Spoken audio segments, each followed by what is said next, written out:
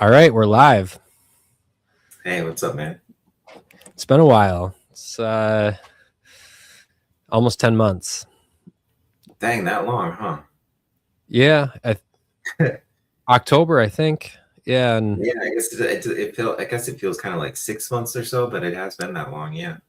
yeah, the year's just flying by. Let me get this cat hair off my mic. That's how you know I've been MIA. I know I have like a whole new PC setup now. I can actually pull stuff up while we're recording and all that. I was like, Love it. old computer would struggle just to even run us talking, would start to lag and all that. Right.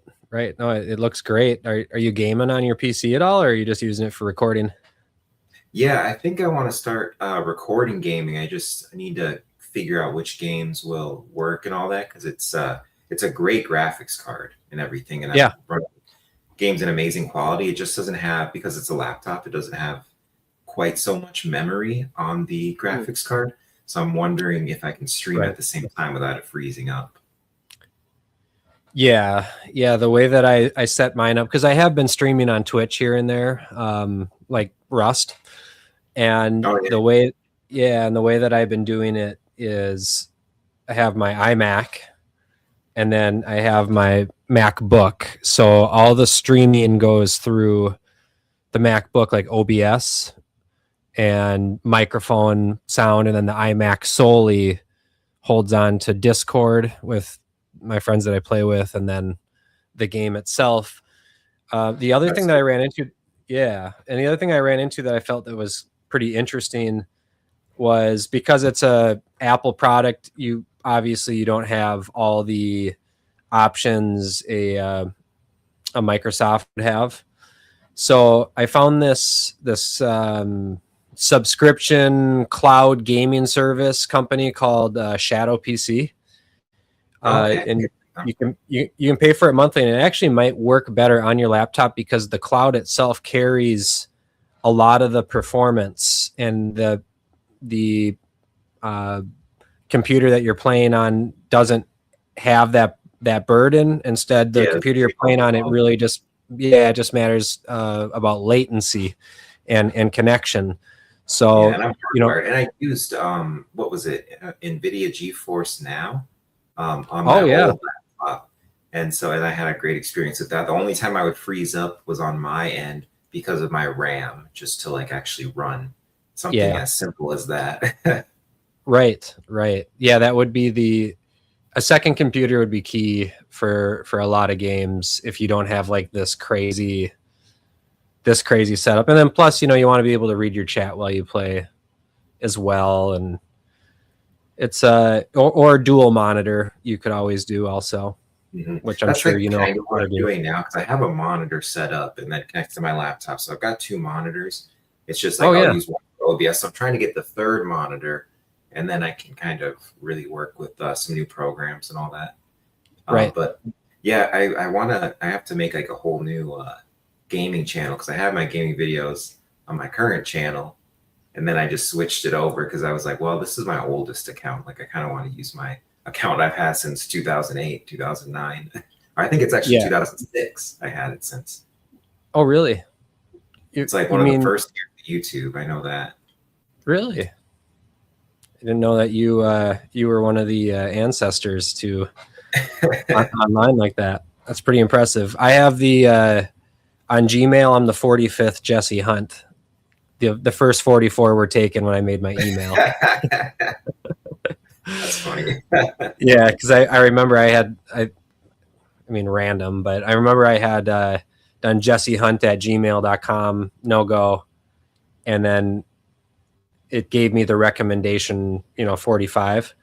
I guess I'm giving my email here to anybody that I guess decides to watch. But anyways, I was like, well, I wonder if one would work, because one's fine. I don't need 45. And anyways, I got up to like 12. And after 12, I was like, you know what? I'll do 45. So that's my assumption, is that there's 44 other Jesse Hunts that use Gmail. Oh my God. Yeah. What games are you playing right now? I think you said Rust, right? Yeah, I've been bouncing around a lot. I pre-ordered GTA 6 for the PlayStation 5, so that's ready to go. but I've been playing Rust. I've been playing on my PlayStation 5, PS5, right? That's the latest one, not 6. Did I say 6? Or did I say GTA 6?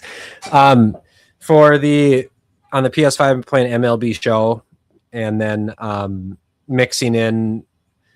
I've been having the GTA itch a little bit, so I've been mixing in a little bit of Red Dead online, and then some Mafia. I've been doing Mafia Old Country, and then I've been doing Mafia 3, and then Far Cry 6. So I've just kind of been bouncing around quite a bit. I that Steam sale too, so I picked up some games for sure. Mafia Old Country, I haven't played it, but I watched a whole playthrough from my favorite. He's like a small streamer, but I love his just style of streaming and everything. And it's got a great story. Yeah, it was just incredible. I was so invested. I'm like, oh, I'll just watch like one episode. I'm kind of going to bed. He's starting out the game. We'll see what it's about. And then I was just so invested. And he got through in like 2 or 3 days though. So okay. Yeah. I have you seen any gameplay of James Bond First Light? Ooh, I've seen a couple clips that come by, and I purposely don't watch much of it because I'm like, I know it's good. I've always loved all that, like Everything or Nothing on GameCube. What was the other one? There was like Nightfire too, but Nightfire was fun because you used to be able to play with your friends and in those maps and like duel one another. Mm-hmm. But the newest James Bond First Light, it's not online or anything like that. It's just a story mode. That's all it is. Oh, that's okay with me because I loved the story of Everything or Nothing. It was freaking fantastic. Okay. Yeah, and I know maybe there have been new games since then, but I never got into them. But this one, it seemed like they put a lot into it. I watched the devs talking about the development of the game too, and I'm like, this is going to be good. I watched Peanut played it he played the whole entire story all the way through, and one night he went 19 straight hours of playing it. And whenever I watch him play games, especially like those story mode games, when it's just he and his audience, I get so drawn into the story, and then his performance on his streams on top of that is just, I don't know. Like that's what has been consuming a lot of my free time. If it hasn't been video games, is just watching Peanut play video games. I don't feel like I'm 33 years old. Right. I know that Asmon has referred to him a few times, so he seems to be a pretty popular streamer. Yeah, he's a lot of fun. You've never watched any of his streams ever? Not that I know. I was trying to think of how he looks, like to get a visual in my head, but well, he's a Peanut. I don't think I have. You've never seen him? He's a VTuber? P-tuber, not VTuber, P-tuber. He won VTuber of the year, and he got fucking mad about it because he doesn't want to be drawn into that same circle and community as VTubers. Yes. And the VTuber community came after him hard too because, so you've never seen a Peanut clip ever? I probably have, but I just forgot about it or something. But like I said, I've been referred to him, so I know it's good.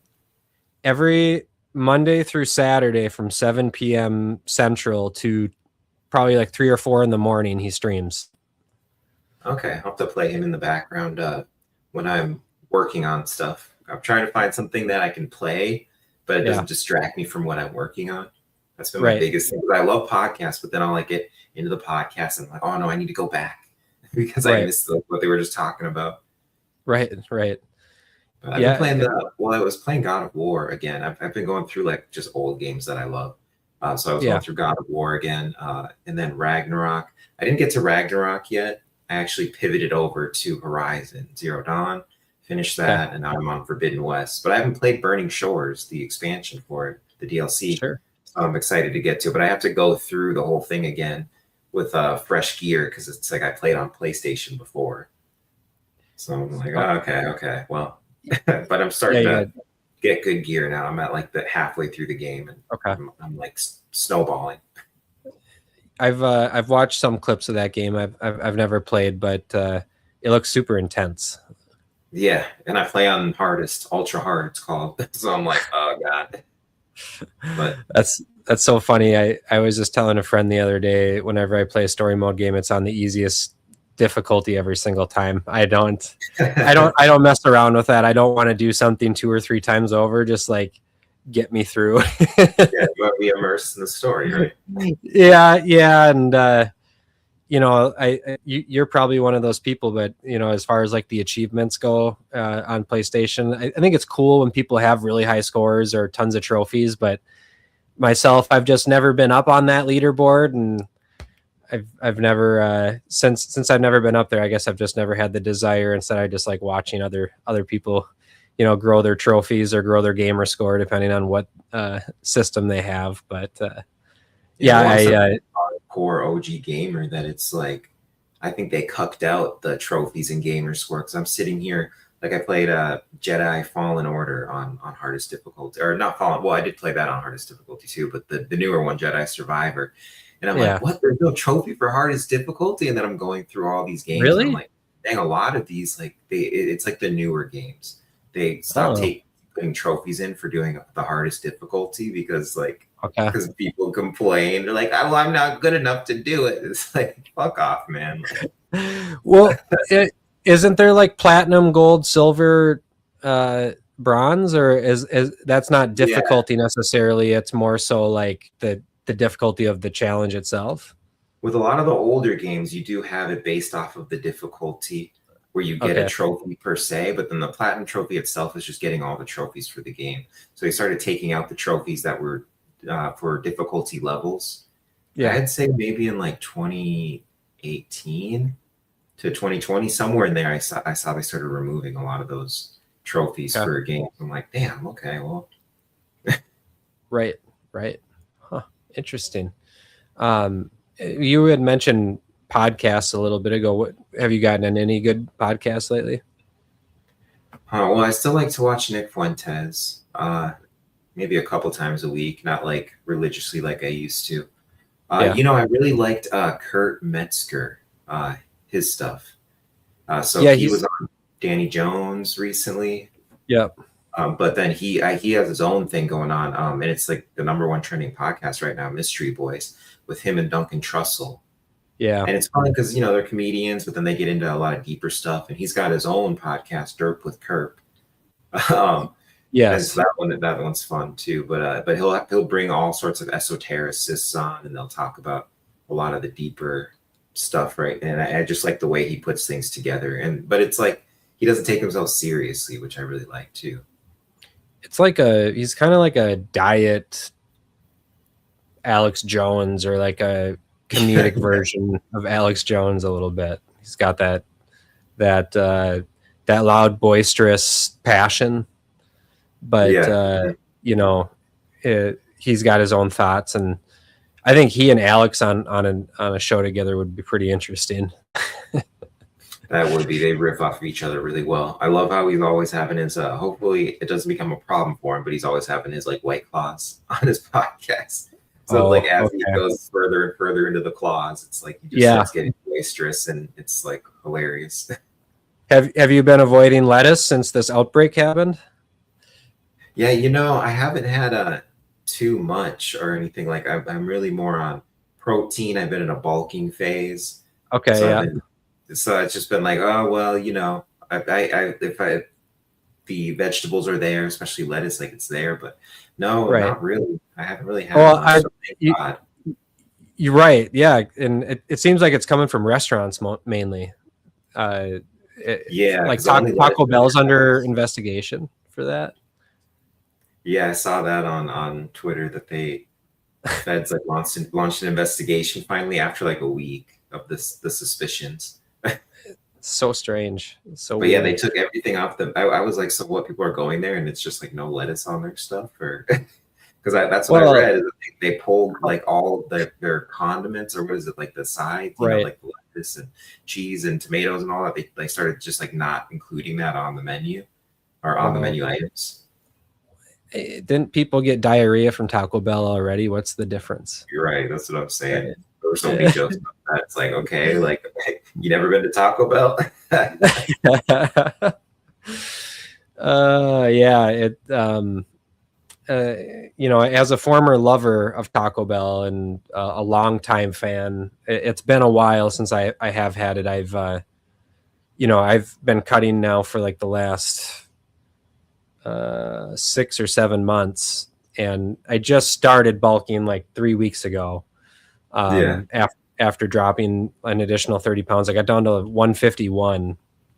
Oh, And dang. yeah, And you're yeah. not like So short, you're tall like me. You're pretty yeah, tall, I think. 5'11". Oh If yeah, if a woman were to ask, it'd be 6 foot. okay. Right. But yeah, I I just really wanted to get rid of the rest of the fat on my body really badly. And this entire time I've been working out a ton, been playing a ton of basketball, Oh, Like, sweet. yeah, at Lifetime, that's been so much fun. I played a lot when I was younger, and then got disconnected from it. And I've really found a lot of 6 months straight of passion into basketball. And I've just been having a lot of fun doing that and challenging myself and playing against guys that, are younger than me and in better shape, and, just conditioning. And yeah, it's, I don't know. Taco Bell just hasn't been on my mind. Yeah, well, and hey, you look great too. And I feel you, dude, with because that's what I even found myself going, not saying that you went extreme or anything, but just going extreme with like trimming all the fat off of my body, once I had Yeah. stopped with eating and all that, but just like trimming. And then eventually I'm like, okay, I need to like gain a little bit of weight here, And so it's like, it's tough Yeah. though, because, Well, the fat comes with it, but recomposing your body. Yeah, that's the way that I think of it. Is, throughout my 20s, like the weight that I put on was in my midsection, just because I wasn't active, or as active as I should have been. So to trim away all of that fat and then get in the gym and start, adding the calories back into my life. But now as I'm lifting, instead the weight will be, maybe in my shoulders a little bit more and in my traps, lats, than my gut and my love yeah, handles. no, So exactly. yeah, And as men, that's where the fat's going to deposit first is the midsection, versus women yeah, it will be like love handles, like waist, yeah, butt. yeah. I've so that's basically what I've been up to throughout this entire time, is that. And I scored that new job, which is super cool and fun. And yeah, but recently, over like the last 2 months, I've started to feel, the last month especially, a calling just to get back into this just gently. I appeared on a podcast about 3 weeks ago, the AMFW podcast, and they were asking me about my story and everything like that. And after I had done that episode, it had felt good to just to, like, talk and express myself publicly. I guess I get some sort of good feeling out of that. So here we are. Yeah, it's very, well, bringing the astrology in very 10th house, and I think if I remember your chart right, I think were you a 10th houser? It's been a while since I looked at your chart, but That sounds right. no, it's very into like that Capricorn energy of just kind of being more visible. And there's like that sense of achievement that comes with it too. There's like all these feelings associated with it, which I totally vibe with because I'm in a 10th house perfection year is what it's called. So it's very focused on me becoming more visible, focusing more on career, reputation, image, that kind of stuff. Do you feel like that is what drives you in the morning? Is that current place that you stand in astrology? Like Yeah, when it's and that's kind of some of the things I've been teaching on my channel too, is the timing methods, like the perfection years. There's another one called Ferdaria too. which I can Mhm. talk about. But just knowing where the planets are and what the placements are, kind of what energies are easy for me to work with, that really helps me achieve things, especially as a Taurus. And I'm someone who just wants to chill, who doesn't want things to change and all that. And is fine with the same thing kind of every day. It gets me moving into new energies and then making smaller changes in my life that aren't they don't have come with so much resistance. What so like as you're making these changes and it seems like you're super aware of like your current astrology and where everything sits. Like when you make those changes, is that you notice yourself make those changes and then you draw that to astrology, or you understand that your sign is in that current moment, so then because you're in that moment then you make those changes? Yeah, it's Which way kind of does like a that chicken go? or the egg thing because I look back at my life before when I was really just into sun signs and I didn't follow astrology like that. It was really just a personality thing that I used on like what your sun sign is. So I Yeah. wasn't into astrology at all like this. And but then I look at the transits that were going on of certain planets at that time, and then I was still doing kind of the things that were called on me to do. It was still on brand and on theme, but I might have been resisting it. Like there was this, like if there's a new job that I'm starting, but I don't have the proper attitude about that job, but that was what was in the astrology, and then that job went really well, like say playing at or working at PlayStation, like that. But then now it's almost kind of in this reverse way or inverse way, where I know like, okay, this is something I can be working on because this is where the energies are at right now. And so this is going to get me ready for energies that are coming in like a year or 2 years or something. And it's a seed that I'm planting right now. Okay, that makes sense. Do you feel like having that knowledge helps your current projects that align with what that astrology is telling you, makes the work overall more efficient? So for example, let's say what you're currently doing right now, you had a thought of maybe doing last year and you had attempted to do it. Do you think the way that it would have rolled out would be the message that you would actually want? Or do you think the message you actually want is right now because you waited for that time, and now that the stars are aligned, pun intended, that that it, it's better this way, that you're because it aligns, if that makes sense?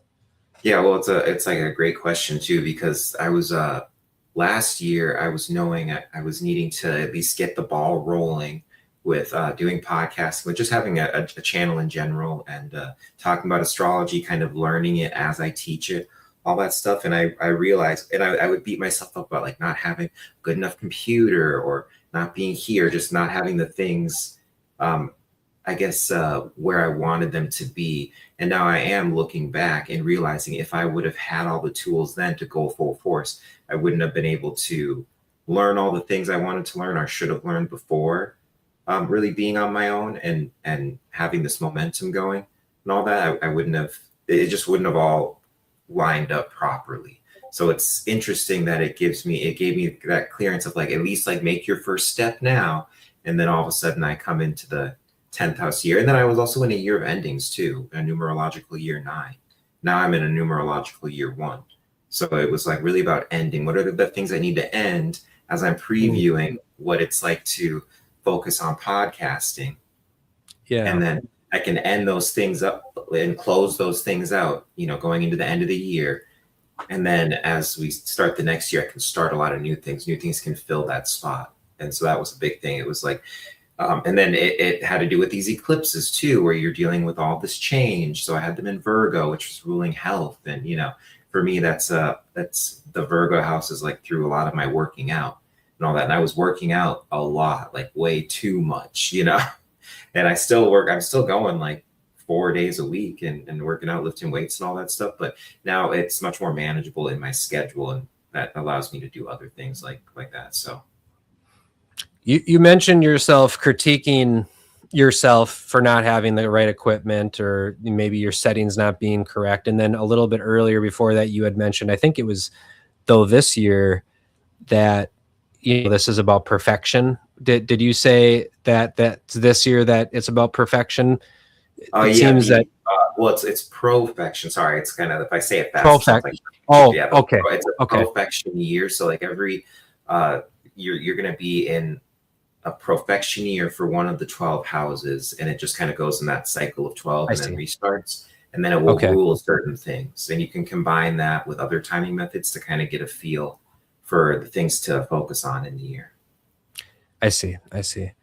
Well, you know, it comes down to, and it was like the same thing that I battled with myself a couple years ago when I had tried doing podcasting was my setup's not right. I don't like the sound of my own voice. You Right. know, like I find all these reasons as to why I don't like doing it, you know, but at the same time, there's something in you that's calling you to do it. That's why you had even thought about it in the first place. Hmm. Yeah. Yeah, So, and that, dude, I feel you on that too, because I used to just hate the sound of my own voice. I was like, no, I can't even watch, and I still don't really watch uh, yeah. play back what I record or anything like that. But that's more for a time reason now. But it used to be because I hated my voice, but now I like love the Yeah. sound of my voice. So it's like this interesting growth that you get through podcasting too. Yeah. I think that it might even be just like an evolution or maturity about a person, just being more comfortable in their skin as they get older. What others think maybe don't matter as much anymore.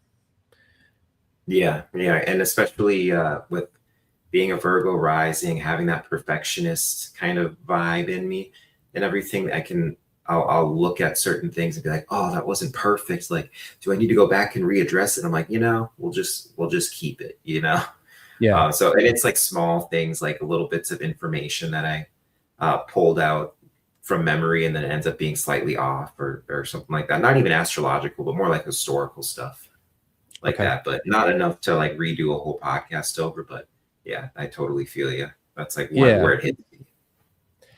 I feel like we could, if a person did watch back their own podcasts, which I'm sure there's tons of people that do, it's probably, even though it's might be unbearable for like you or I to listen back on our own, you know, it's probably a good thing because you're able to maybe identify what you could get better at. And you know, in terms of like organization, or maybe I explain a story this way or an event this way instead of that way. You know, just constantly retooling and understanding your cadence. If let's say you use the same exact word 17 times within a 10-minute period, like essentially this, essentially that, Yeah. you know, you notice those things and you're able to like remove those, you know. So like one example, I think I've done, you know, so at least 8 times into this podcast already today. Right. Yeah. And I was catching myself. Of course, it was really bad when you and I did our first one, and I was saying like all the time. So that was one that I caught. Just not always saying like, but I still will say it here and there. But I've kind of gotten to a manageable level of saying it and I have other filler words that I use. And then I also make shorts out of my shows that I'll do. So with that, I do get to play it back and just see and make these small alterations every week on that. So that's the good part about it, is I don't have to necessarily watch the whole thing because I'm going to make clips out of it. And then that Yeah. gives me, it shows how I explain things. And if I'm staying on track instead of doing this thing where I talk and then I cycle over here and go over here and all that, which is why I like doing presentations, PowerPoint presentations. AI makes them so fast. And then it keeps me on track throughout the whole thing. And it can make Yeah. charts now too, astrology charts. So I'm like, hey, that's perfect. Yeah, it's such a nice tool in so many different ways. It's kind of it's a very complex problem right now, with what it could become to the benefit that it actually provides, which people are becoming more and more reliant on it every single day. It's like, you know, if we were to draw it back 20 years, it's even like the internet. I can't remember what the world was like before all of this. It's amazing. When we were kids, we were the first generation or the last generation to use house phones, when we were 8 or 9 years old in our neighborhood. Like we were like the last generation that would leave our house, run down the street to our neighbor's house, play all day. And, before we go over there, we call their house phone. Hey, are you home? Blah, blah, blah, blah, blah. It's wild to think about. I find myself thinking about that a couple times a week. That we have, and especially as we watch the technology develop more and more, and like you said, becoming more reliant on AI. And I catch myself too. How reliant do I want to be on it? I want to come up with my own ideas, but I really try to use it to perfect the things I'm already coming up with, or to cut out time on developing certain things. Because I feel like that's a safe place to have it at. Once you start having it completely think for you, that's a whole nother thing. And I see how a lot of these influencers become super just cooked mentally because AI is just, they're reading from a script essentially. I have found myself, when I first started using AI, I think I was really dependent on it for my thoughts and for maybe like the way I wanted things to look in terms of texts. And as I have progressed with AI, instead of you actually legitimately using it, it's almost like a thinking board for myself. It's me processing my thoughts, entering them in, ChatGPT giving me feedback on what my thoughts are, understanding the different perspectives that maybe somebody could think what my thought is. One person may interpret it as a good message, while another person may interpret it as a bad message. And how do I make a message maybe more neutral? And I don't use it anymore to write what I have written. Instead, I make my own version of those thoughts. But I find that incredibly effective and something that could be a game changer for a lot of people if they were to use it that way. Just because there is so much different interpretation this day and age, especially in a day and age when, like, I would say 70% of our communication is through a text message or through an email or through social media, rather than over the phone or through camera or in person. Oh yeah. And I feel like even if for people, I personally don't use it for self-help, but I'm not saying that was my takeaway. I know you didn't say that, but in a way, yeah, I do. Yeah. Okay. But yeah, like I think it can be good for self-help things too. For me, it's usually more about scheduling, and not so much talking about my feelings, but that's kind of how I work. I'm not really an emotional guy. So I'm like, oh, whatever. But I worry about, of course, how far it's going to go, but it's just like how we're talking about with outsourcing it for other things too. Is really about finding that happy balance with it and not going too far with it. And even you and I can, and this is what we're talking about right now, we can recognize how reliant we've come on and how we become more and more reliant on it, but still hold this space of knowing how to live without it, especially as being millennials, bringing it back to what you said, being the last generation that's running outside and going to the neighbor's house, having house phones and doing everything manually, writing our own papers, Yeah. Cable, and the TV Guide channel. I mean, kids will never know that Joan Rivers used to walk up and down the red carpet every single day. Oh man. Oh, dude, good times. That's crazy how she went out after talking about the Obamas. Yeah, it is a convenient timing. When I see things like that, and I've just grown more and more disconnected from the bigger picture, so to speak. I've been really focusing on just myself and in my life and taking off and aligning myself with who I truly want to be.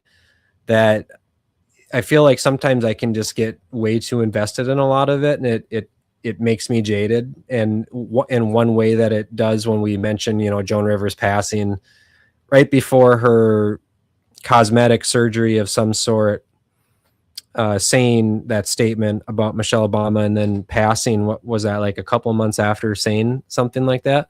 I question a lot, like the overall legitimacy of the timing of the video. And I know AI wasn't around at that point, but I wonder how much bullshit is actually thrown at us through the internet, just to be used as smoke screens, and when you're able to have a video that was pre-AI, so the chances of it being real are super, super real. Obviously, there's still a chance that it's rolled out by some stupid operation that's meant for us to continue to be distracted from what really actually matters is, fulfilling yourself as a person. And I feel like a lot of that is like a distraction from that overall goal. Like, look at yourself and what you've done for yourself over the last year. We were just talking about it, and it's clearly fulfilling you because, you seem happy and you're passionate about it, doing your podcast, talking about astrology, and, spreading that message out there. And, you're super passionate about it. It's fulfilling for yourself. And I look at it that way for like my career in my life as well. Like if I get too upset over something or too invested into something, I feel like it just kills the mood sometimes. Yeah. Oh yeah.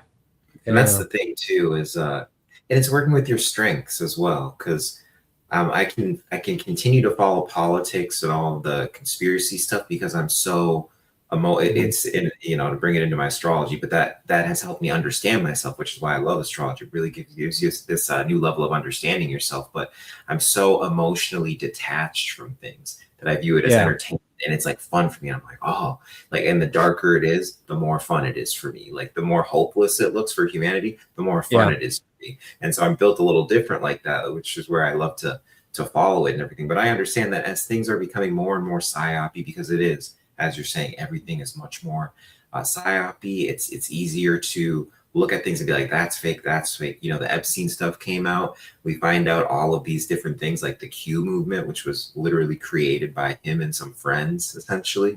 And these were things that you and I were talking about for a time, and kind of like, well, is this like real? Is this what's going on here? And between the last time we talked and now, this massive betrayal by Trump. I mean, we were already off of the Trump train at that point in our last few conversations, just because of the Iran war. But I mean, watching it now, it's just so fake and gay, right? But no, it's brutal. It's difficult to look at, and that's where the astrology is at too. Not necessarily now, but it's moving this way over the next few years, of people getting more and more disillusioned by how fake things are, the AI, how powerless we feel too in terms of affecting change on our own government, and moving to a much more localized level, not investing in it anymore, and really getting to these. I remember my teacher was talking about this way back, and I'm kind of seeing the wheels or everything like fit into place for it. It's really starting to line up for it all. But people getting into more in-person interactions locally, which sounds so totally weird right now with the direction we're heading, but getting into a more localized thing, like going down to the community center type of vibe, and people coming together, leaving their phones, like, in their car or something, having a no phone rule, and actually just one-on-one connecting again, working together, especially as we have these oil shortages too. And this is, of course, tied to the astrology, Chiron, which is about like healing moons and all that, going into Taurus, which rules money, resources, all this stuff. So we get the sneak peek this year, and then it retrogrades out. It'll come fully back in next year. And I think that's when we're really going to see what happens to the economy and to the things we have available, even just to buy at the store, besides the fact that they'll be super expensive, they'll just be less available. And then moving towards actually working together and making things on our own again as well. Yeah, I can see that happening. Longer process because it's going to be in Taurus, Chiron and Taurus for 7 years. It's going to be a long process of it. So I'm not just saying that's like right around the corner, but that is kind of, you can kind of just see the momentum right. for it. I saw some statistic that, you know, they were covering inflation and how everything has gotten so expensive. And one example was, you know, there was a 10-year period in 60s to 70s where like gas went from 30 cents to like 40 cents. A gallon of milk went from 10 cents to 15 cents or 2 cents to 4 cents, whatever, right? Like pennies. Yeah. Now you look at a 10-year span at milk, for instance. 10 years ago, milk was $2.99. Now milk is $6.99. It like that's a jump. And with that progression, another 10 years, as you're mentioning, if it's $6.99 right now, what's it going to be in 10 years? It's going to probably be $15 for a gallon of milk. It's inevitable. And that's not only milk, that's everything. And you're right, we're getting priced out of everything. And the one thing that I have realized as a citizen of this country is I sympathize with multiple social movements. I think it's great. I think everybody should express themselves how they feel fit. I think that's an awesome thing. But what I want to see more than anything is just everybody's quality of life improves. That's it. Like that's overall what I want to see, and mine included, and everybody else. And that's what everybody does actually vote for. Although maybe the way to get there is different, and that's why we're split on a lot of things. But overall quality of life is what's most important. And quality of life isn't $15 for a gallon of milk. It's not $10 gas. It's not war with other countries. It's not any of this BS that's going on right now. And it's the biggest, this entire administration has been the biggest disappointment, I would say. And you go ahead, liberals, call me stupid. Biggest disappointment, I would say, of my adult lifetime. And I feel like an idiot for falling for it. And I'm not going to sit here and say that I would have voted the other way, because I wouldn't have. But I wouldn't have voted for Trump if I had to do it over again. I wouldn't have. I would have just not voted, which I should have done. And I think I'll go ahead.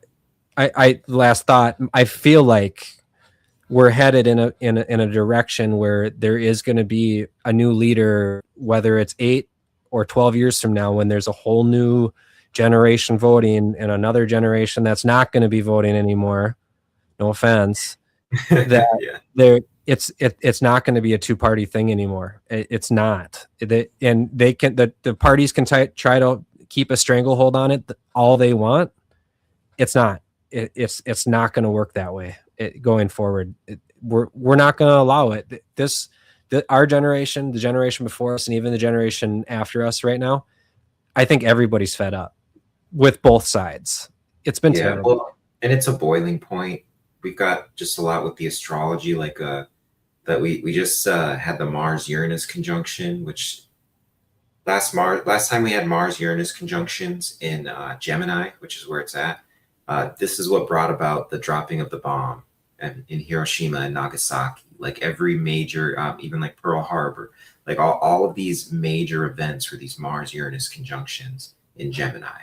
And so with that going on, it's kind of like, okay, what is about to come through? And now we're in the super rare alignment, and I'm doing a show on this on Friday, but called the Barbeau basket, which is associated. It's essentially all of these planets, all the outer planets, and then Jupiter, they're lined up in a way on the chart where it looks like a basket. And it's a much rarer placement to have, but it deals with major civilizational resets when it comes about, like huge restructuring of civilization. So we can kind of feel something coming on, and it's been feeling like this calm before the storm. Earlier in the year, it's like we can feel, and we're in this new energy of ourselves in our personal lives, and now we're starting to see it reflect in our own lives in a physical, material way. After there's like been this lag between it, and this is dealing with Saturn and Neptune separating. after they had that major conjunction in Aries. But now that we are having this kind of manifest in the material world, what are we going to see come forth? And that's really the Yeah. thing here, because I think that we're moving to this place where I think, yes, like you said, people are super fed up and everything, but people just don't even want to participate anymore. And a big part of this is they siphon our energy, and when people are totally disassociated with it, what are they going to do? So what event is coming up here? We're seeing how hard they're fighting to keep that Israel war going. Netanyahu specifically, but Trump as well. I mean, they're kind of two sides of a coin. They're fighting so hard on that. They just passed the NDAA with or at least I read that it finally passed today, with that integration of the military. What's that mean, by the way?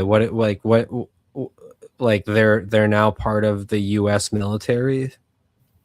Well, I hear it in a couple different ways. Like, people ask Grok, but Grok won't say anything bad about Israel after it had its incident, Mecha Hitler incident.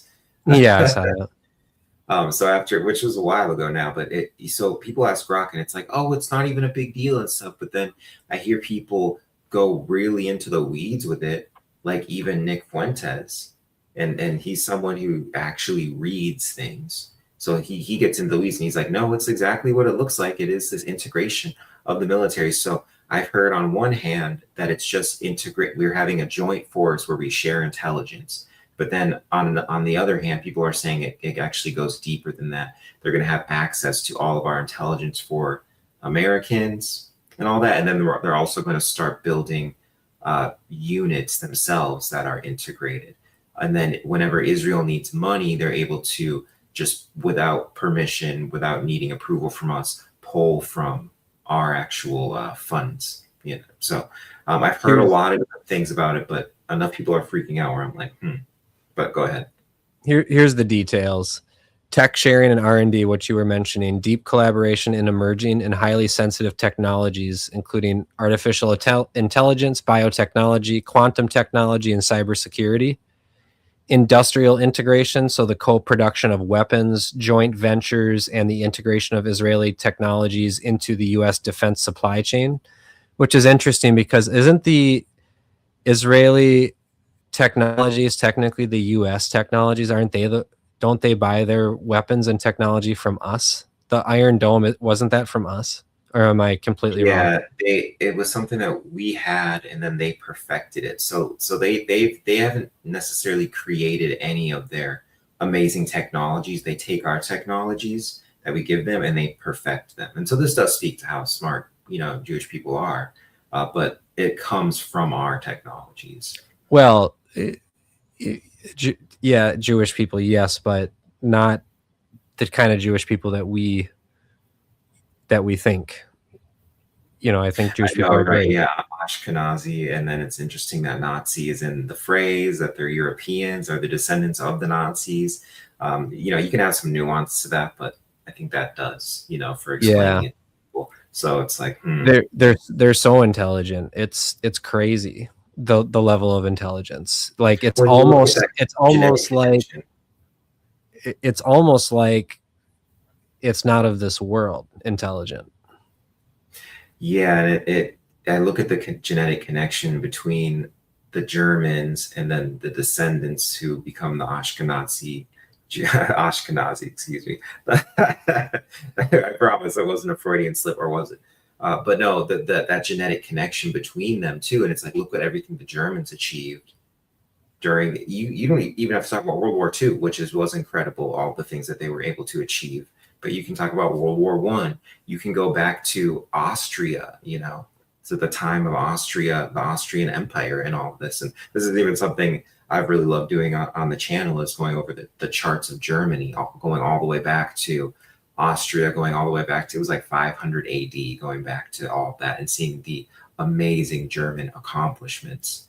And like that really speaks to like not of this world as well. So it's that interesting they have the same similar lineage that they hail from. Well, they were the first ones to discover space travel. There's another example of it. they had the blueprints and the prototype for VR in the 1920s and 30s. You look at a BMW compared to a Chevy, they're not in the same league. You know, you look at a Mercedes compared to a Cadillac, not in the same league. You like, Yeah. there's all, you hate to admit it because you're a prideful American, but there's some smart people over in that region of the world that run this world, and we don't even know it. We have no idea. I'm going to finish the rest of this bill quick, or what the provision is, the proposal. Network integration, proposals for data fusion and the integration of logistical and communication networks between both militaries. So proposals for data fusion. So would that mean that the database itself would have US intelligence as well as Israeli intelligence? Meaning, let's say there's some operation that's done that's supposed to be a secret, the US and the Mossad or Israeli military carries, or the IDF carries it out. Does that mean that it is then in the US database where we can see, okay, they went ahead with that operation? And then vice versa, by the way, the US decides to carry out some sort of operation and Israel is able to see what it is right away? On paper, that's what it's supposed to be, but in practice is a different story, because they historically have withheld so much from us while we give them so much in terms of intelligence. So I wonder if that cycle, I would assume that cycle would continue, and we would maybe think we're getting something from them or seeing everything, but we're actually not. So instead of being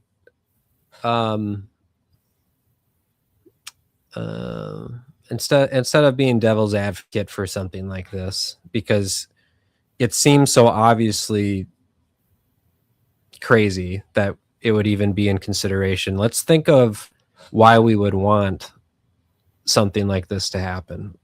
Honestly, like, what about this benefits anybody? Does something like this, if we were being true and honest, and the people putting together this bill were just being true and honest, wanted the best interest of the American people, like, what's the actual selling point to something like this, that the US will have information in a quicker form? Does this bill mean that the co-production of weapons, does this mean that when they're selling weapons to Ukraine or selling weapons to any of our NATO allies, that the cost is now going to be split? Like, what about joint ventures? Does this mean IDF is going to participate in US operations going forward? Like, what about any of this is actually beneficial? And the part that I guess concerns me most is I don't see a way that there would ever be a route to turning back out of this. If you make this decision, it's permanent. Because even if it is at that light, it's like I said, I've heard a lot of different things. People are very against it, but I'm hearing different levels of how it hits. But at the very least, if it is just this like small technological integration or whatever, if we want to do the devil's advocate and everything, it's the totalitarian tiptoe kind of idea of just like, it starts with this and then it goes deeper and deeper and deeper. And if they can pass this through our Congress, they can pass anything. And this is what the founding fathers were against as well, which is really the frustrating part, is this: we need to have informational sovereignty as well as just militaristic sovereignty. And that still really gets to me. It's almost it's like this idea of people serving in the IDF and then serving in the US military. I'm not even saying whether or not I know that's happened or anything. I've heard people talk about it, but I don't like know if that's actually happened. I'm just saying, though, you know, does that start to become more acceptable, or is that the next thing that goes through because of it? It's like, well, we're so close already.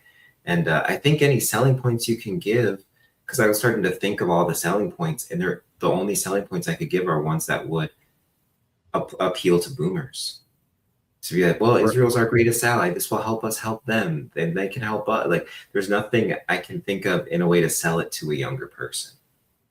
Yeah. it, and the you know I, I guess I'm just dumbfounded by all of it because, like you had said initially, this isn't what the founding fathers wanted. I looked up the authors of this bill, and they're on both sides, by the way. It's Representative out of Texas, Ronnie Jackson, who's a Republican, and Representative Don Davis, who's a Democrat out of North Carolina. And then you've got a senator named Ted Budd in North Carolina and a senator named Kirsten Gillibrand, who's a Democrat senator in New York. I was gonna, I've heard of Gillibrand. I'm like, she's bad news. You know, it honestly, all of these politicians, I think all of them are bad news. You have to be a psycho to ever want a job like this and just want to maintain this power and never let it go. There's something in the mind or something in the body or the brain that would, you know, from a normie like ourselves, that would think like, who on earth would actually want something like this? It's like that money and power, that money hungry, that power hungry person that just always wants to be in control. But it's honestly, it's super discouraging. The thing that has bothered me the most about this war, and I'm calling it a war, by the way, I'm not calling it an operation because it's not. Before I get to that point, this is the point that I bring up before I lost my train of thought. I wonder if this bill is a workaround to actually fund a war, because Congress is not going to approve a war, and they've already tried to sue the administration or go after the administration because they were calling this a war and he didn't have authorization to proceed with, you know, these actions of war. So is this joint confirmation of these two militaries, if the IDF carries out the attack, but it's technically U.S., is this the workaround? That's the thing. Is like we would need to support them and everything too. And I actually really should just pull up the bill and read it on my own. I'm going off of people who haven't steered me wrong with information and what they're talking about when it comes to the bill. But it seems to be pretty consistent across it, is that we end up needing to be there in a much more obligatory way to fight any wars that they initiate. You know, that's a big part of it that people are talking about. So is this so that they can get their war that they're really trying to get right now in the Middle East to create Greater Israel, the whole Greater Israel project, and all that Pax Judaica, if you will? Are they trying to do that? You know, this serves and helps Netanyahu too, if he can initiate this, know that he's going to get the backing of the U.S. just contractually with that, because of his political failings that are going on right now over there, and the Likud party within the Likud party, then the opposition party that's coming up, or I might have that backwards, but you know, there's the left of center that is rising to power right now, and Netanyahu's the right of center. So there's that whole thing that's going on as well. And I mean, it's clear that our politicians are already owned by Israel, with the exception of, you know what, Massey, Marjorie Taylor Greene, the ones that they have gotten out, you know. So it's interesting now that they push this forward. And then, yeah, what does this require of us? And I should share my screen with you. I've got this interesting. Yeah, do what, it. What do you think on that really quick though before? Well, my other thought was, if I have to hear the president one more time say we're about to make a deal, and you know, with Iran, they want to make a deal, we're going to make a deal. If I have to hear that one more time, it's been driving me. Yeah, and like I said, I've just disconnected from a lot of it, just because it's so debilitating to watch. It's like watching your house burn in front of you. You know, it's just been so depressing. Yeah, and the thing that keeps me upbeat about it is I just think in such a weird way, but like I get more excited as I see it get. It's just like I mentioned earlier, as I see it get worse and worse, because I'm like, it's literally, I feel like it's God forcing people to wake up Yeah. and saying, I'm not going to do this for you. You need to take your power back. You need to actually involve yourself in things that are taking your power back. And the astrology we're moving into in the next week here, the last year and a half, we've been South Node in Virgo. So it's about things around the Virgo energy and releasing them, letting go of those specific things. That's where the eclipses have been on that axis between Virgo and Pisces. So it's been those things in those areas of life, how that hits in your chart, that have been big themes of letting go of, allowing change around these things. But now it's the South Node, this energy we're moving away from, it's going into Leo, which rules kings and leaders and all that stuff. So the next year and a half process is going to be really eye-opening for people in not allowing us to give our power over to leaders. With the North Node, the direction we're heading in, being in Aquarius, which rules the people and the collective. You know, we've got Pluto in there, which rules power. So it's like the power of the collective really coming back in. Now, Pluto is going to be there for 20 years. It's a longer process, but this is our initiatory step of going into it. And it's going to be through losing resources that we have available to us, through losing money, through having less money because of that Chiron in Taurus that I talked about. Okay. But I have a great theory for you on what's going on with the war that you probably, maybe you've heard it somewhere else, but I don't think, not a lot of people are talking about it. And it's fun because I bring astrology. It's very light on the astrology though, but just with real world stuff. And I went over it on the channel and stuff, but I'll share this tab with you here. Yeah. We'll throw it up. So with this, I thought this was interesting. Now I kind of think that Professor Zhang, I found this through Professor Zhang, but this is actually by Alexander Dugin, who's a Russian, great geopolitical guy. He's just really incredible. And then he gets called like a Holocaust denier, a far right nationalist, and all this stuff. So that's how you know he's cooking with gas, because like you got to call someone that. It's just like, you know. But no, this shows really what his idea of, after we go through this next war and everything, where the new powers are going to lie. And if you look at it, it seems like everything is lining up with this too. So you've got what's going on in Ukraine. So you can look at Russia here.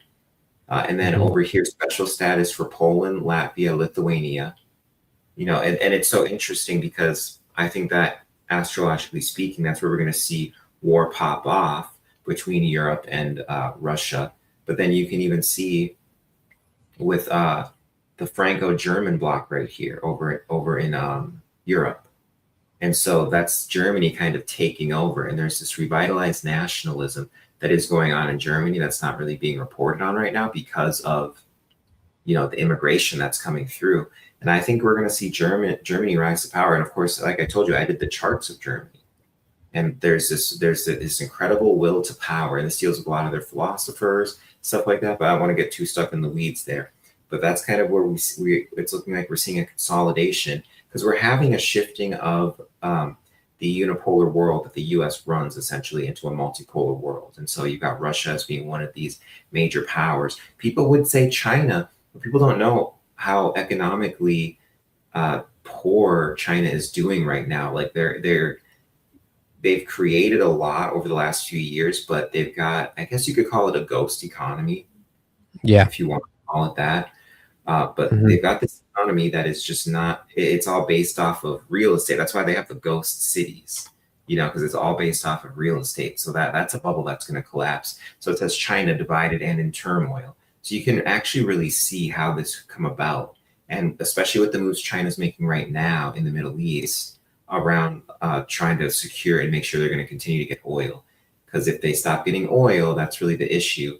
Also, U.S. divided and in turmoil. I think this speaks less to an actual civil war that happens between like people in the streets, and more of a war between factions of our government that happens.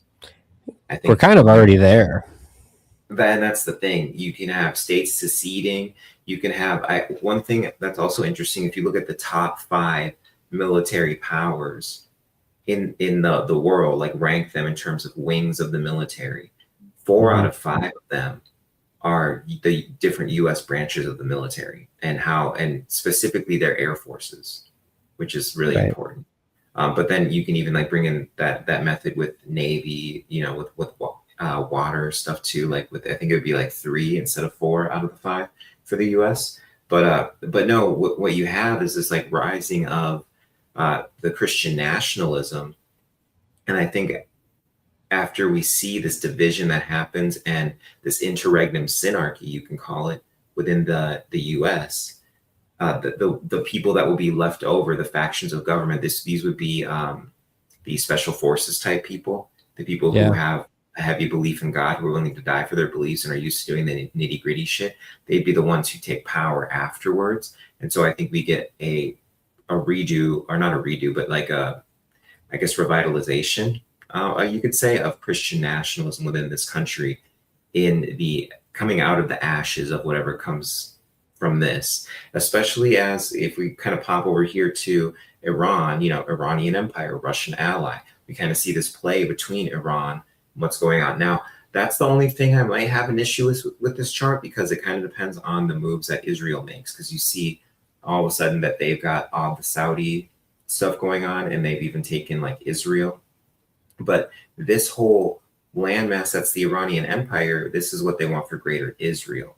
So that's really the big thing right now, is I think they know, the world leaders know which way everything is going to reshuffle. Yeah. And that this is where the contention is Iran going to own this section, or is Israel going to own this section? And ultimately we're going to be forced to pull out. But this gets into, if you're looking at the whole Western Hemisphere, some of it is underneath where it says Putin's New World Order. But that whole Western Hemisphere, look at what Trump is doing, where he's talking about Greenland. He's talking about annexing Canada. He's making these moves for Mexico. We already took Venezuela, which has a lot of oil and stuff. And then all other places in South America. Well, Greenland has the rare earth minerals that we would need. Say that we were going to pull away from trade altogether with the world. We actually have everything in the West that we need if we took over the entire West. And then these are ideas that have been put forward called the Technate. Yeah. I'm sure you've heard about the Technate and all that. But these are ideas that have been put forward. But you would have the rare earth minerals coming from Greenland. Mexico could act as a factory place, and it could make all of our chips. We could definitely repurpose it for that, especially with what's going to be going on with Taiwan. But even with the things going on in China that'll be coming up, we could be able to get ownership of that. It kind of just depends. It feels more like a Russian thing, because even Japan seems like it'll fold into Russia in this weird thing, not fold into it, but they'll be an ally. Yeah. But you've got that going on. So Mexico could do that. And then in terms of the oil, we can get that from South America. Fertilizer that we're going to need. It's the thing that people don't talk about, is the fertilizer. That's so important. And we get a lot of that, through trade that comes through the Strait of Hormuz and all that. People aren't talking about that. That's another food shortage kind of thing. And this is also a Taurus rulership. It does rule food. So you have that too, part of the Chiron Taurus I'm talking about, and restructuring how things work with food and rationing, that kind of stuff. This was a part of World War II, which is the astrology we're in, of course. But no, the fertilizer could come from Canada. So it covers all of our bases. And it makes, because I just try not to always think that the people in power are just that stupid. I like to think at least they're like pushed by higher powers. They're put into, like, there's a force behind them pushing. I think we can all agree on that. And in terms of that, it would make sense why we're losing in Iran, because it would be to get us kicked out, kind of on purpose, to get us pulled out, not even to put Trump as some mastermind behind this or anything, but more of the powers that run the world wanting us to get out of there, because then we just focus on this hemisphere. There's a reshuffling of the deck. And then they also need to crash the world economy as well, so they can start over, because they have these cycles where they reset the world economy. That's just how fiat currency works. They've got these cycles in which they do that. Yeah. And now we're in that Uranus return. It was Uranus and Gemini when we came up with the Bretton Woods system that we now run under. That's the whole financial system, or at least the financial system we have now springs from the Bretton Woods, and this idea of having global trade that the U.S. protects anymore. Well, now we're losing all authority in being able to protect maritime trade. And then a big part of this Neptune in Aries, the next 14 years, is going to be wars in the sea. So that's really kind of, if you look at it like that, it kind of seems like, and the last thing I will add with this, I don't think, India, Russia ally, that's kind of cool. South Pacific conquered by Japan, like those are interesting things we could talk about, but not necessarily relevant to it. But there's this incredible guy named Simon Dixon that I've been getting into, and he has established it as there are these different complexes. So we of course know about the military industrial complex. And then there's the financial industrial complex, which is the old money, the banking system and all that. And then there is the tech, I forget what he calls it, like the big tech complex though, which is kind of the newer money that's coming in. And this is the Bitcoin and all this, and then wanting the surveillance state. And now with this new complex that's come in and able to rival both the military industrial complex and the financial industrial complex, there's a reshuffling of the deck going on. They're moving things across the board. And of course, our world leaders are just puppets for that. Now, he's got incredible stuff. He'll go deep on this for hours. I'm just kind of giving a blanket. And this guy knows his stuff. And he got rich off of Bitcoin. He just understands the market. And he uses examples like Elon Musk, and then gives examples of how these different complexes work by manipulating his stock price, dumping money into it, taking money out of it to get him to fall in line. So you've seen kind of his behavior leading up to Tesla doing, really poorly or doing really well. All of a sudden when he's going in line with the stuff, Tesla does really well. So this is how they do it. This is how they control them. And he had this presented to him as an option at one point, and he declined doing that. And he's like, no, I'm just going to go live my life and all that. But he saw you'd have to make himself more and more compromised through even these parties that are very similar to the Epstein stuff. But anyway, just to round this all about and finish up with what I'm saying here, is he ties a lot of these major countries to different complexes. So Israel tied to the military industrial complex, and that's where they do a lot of their testing of new military technologies, and they just do a lot of testing in the Middle East through Israel, and since its inception, of things that they can't test in the US, which is also tied to the military industrial complex, of course. But it looks like they're getting ready to hand off the US from the military industrial complex over to the tech complex. And so this ties into JD Vance, Palantir, Elon Musk, Donald Trump, and the tech bros, how he's aligned himself with the tech bros. We've got these bubbles that are going to pop too, the AI bubble that's going to pop too, and then it's going to be going along with that, the financial bubble too, which is the private equity, which a lot of people don't talk about. I'm sure you've heard of it, heard a little bit about it, but people are talking about this private equity bubble that's about to burst too. And so when both bubbles burst, the government's only going to be able to bail out one, and so they'll let the old finance fall to the wayside, and then they'll have us using new finance with these new AI data centers that are being built everywhere under tech finance, with the tech industrial complex essentially. And then it'll be a control grid financial center, and then it will be the technate that takes over the whole Western hemisphere. And then I think from there we kind of go into an AI arms race with the rest of the world. And I think Pax Judaica versus Iran, whichever one ends up rising to power out of that, it'll be against them, and it'll be against Russia. We're already seeing an example of the old money disappearing by businesses not giving us our change back. Instead, they're just rounding down or rounding up depending on what the purchase price is. And this all started during COVID.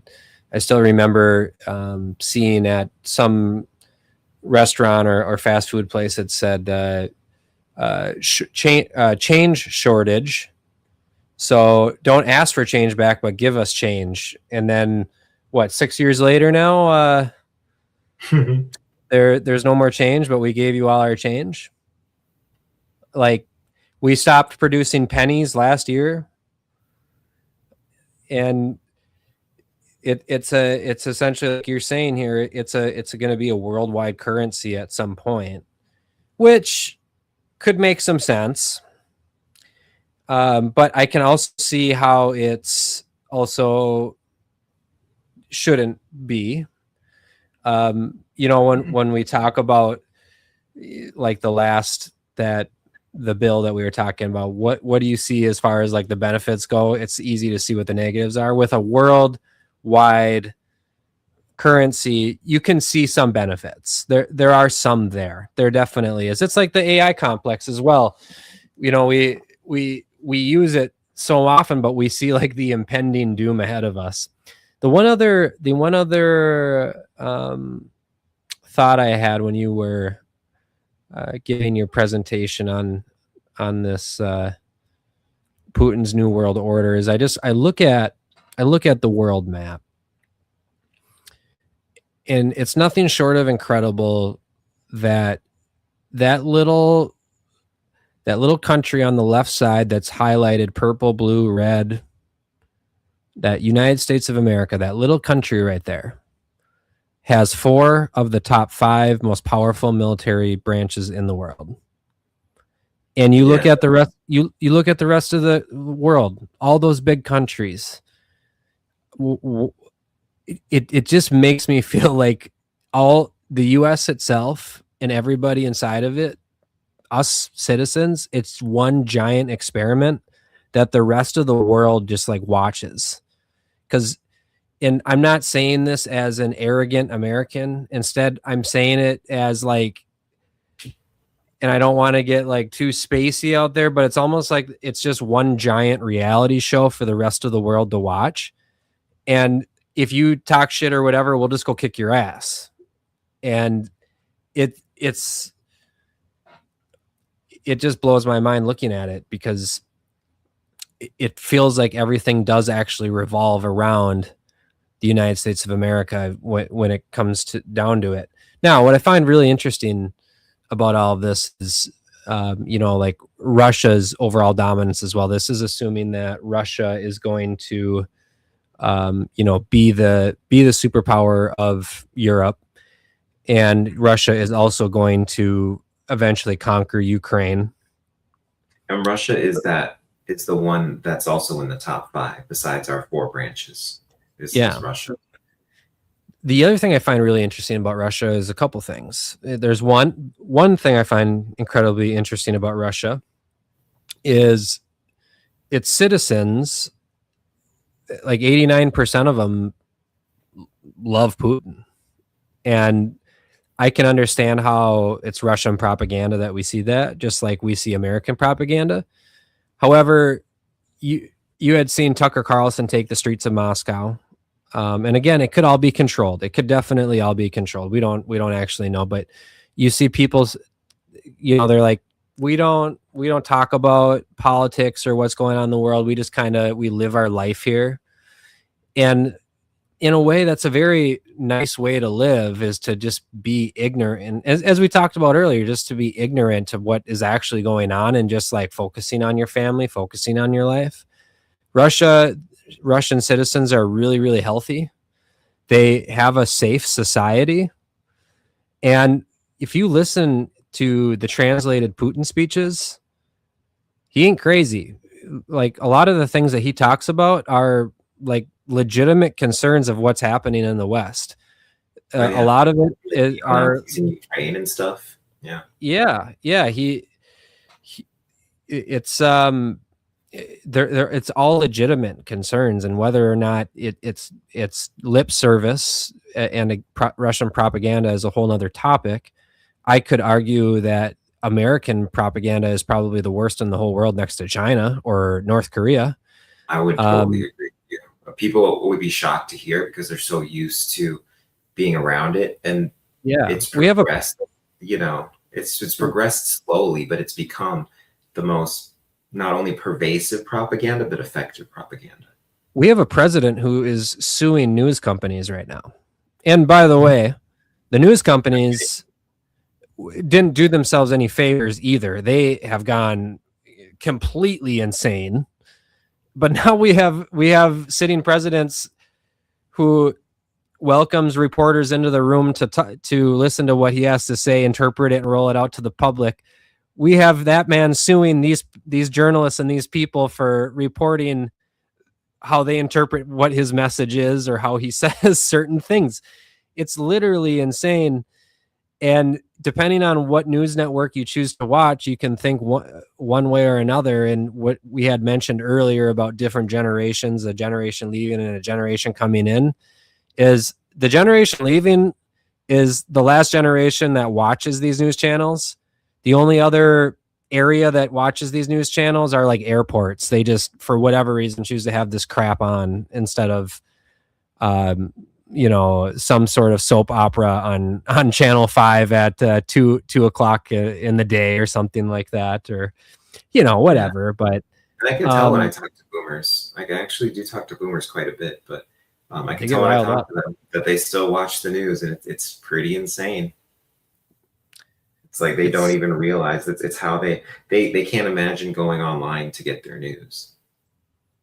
Yeah, it's I think about this a lot, how fast that we have moved in terms of technology, yet there are still quite a few people that are older in their 60s and 70s that just refuse to even learn how to really operate the phone still to this day. And they just buck it and fight it as much as possible. And they still want to write a check, and they still want to, send something in the mail, which sending something in the mail can be super genuine. You could write a letter, I think, Rafi, if I were to send you a letter in the mail, I think you would read it and say, oh, that was really nice of them. That was thoughtful.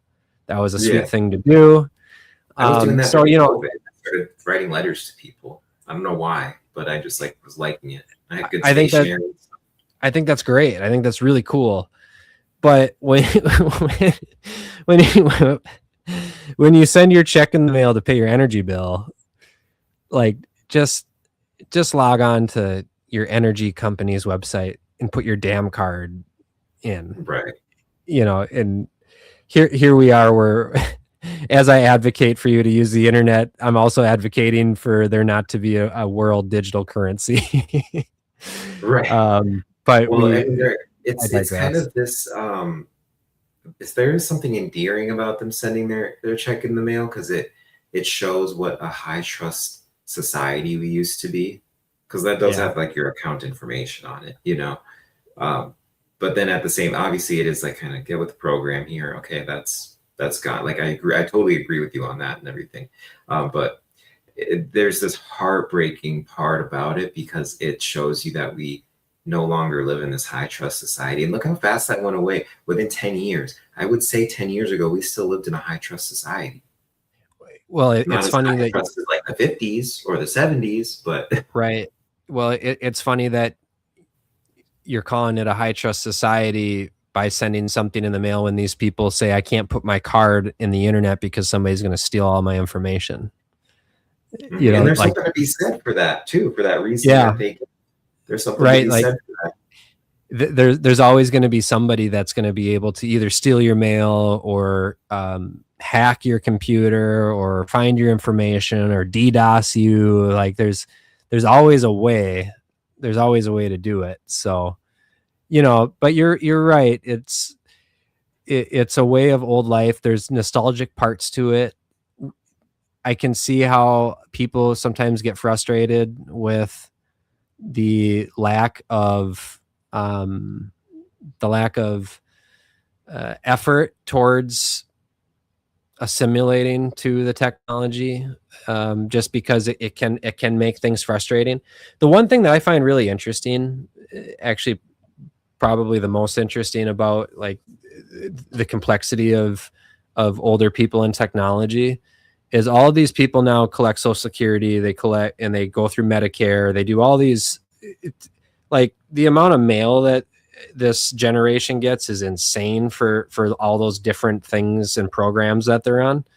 And none of these people know how to operate their computer whatsoever. And every single state has gone completely paperless on these old people and has just been well, figure it out, with no training either. Not to say that any older person would be like, oh, sign me up for that training. I want to know how to pay my bill online. But it's funny to me how like they tell this older generation, oh, we've gone paperless. You jump on the internet, you know, and there's people out in the middle of North Dakota that have lived in the country for the last, 30 years, have had their TV with an antenna.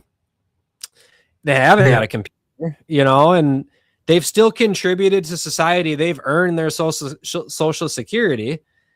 Their grandkids live in California and New York because they don't want to be in bumfuck nowhere, and they're stuck trying to have to figure out how to use a computer like that. That's not really fair. It's not fair to people.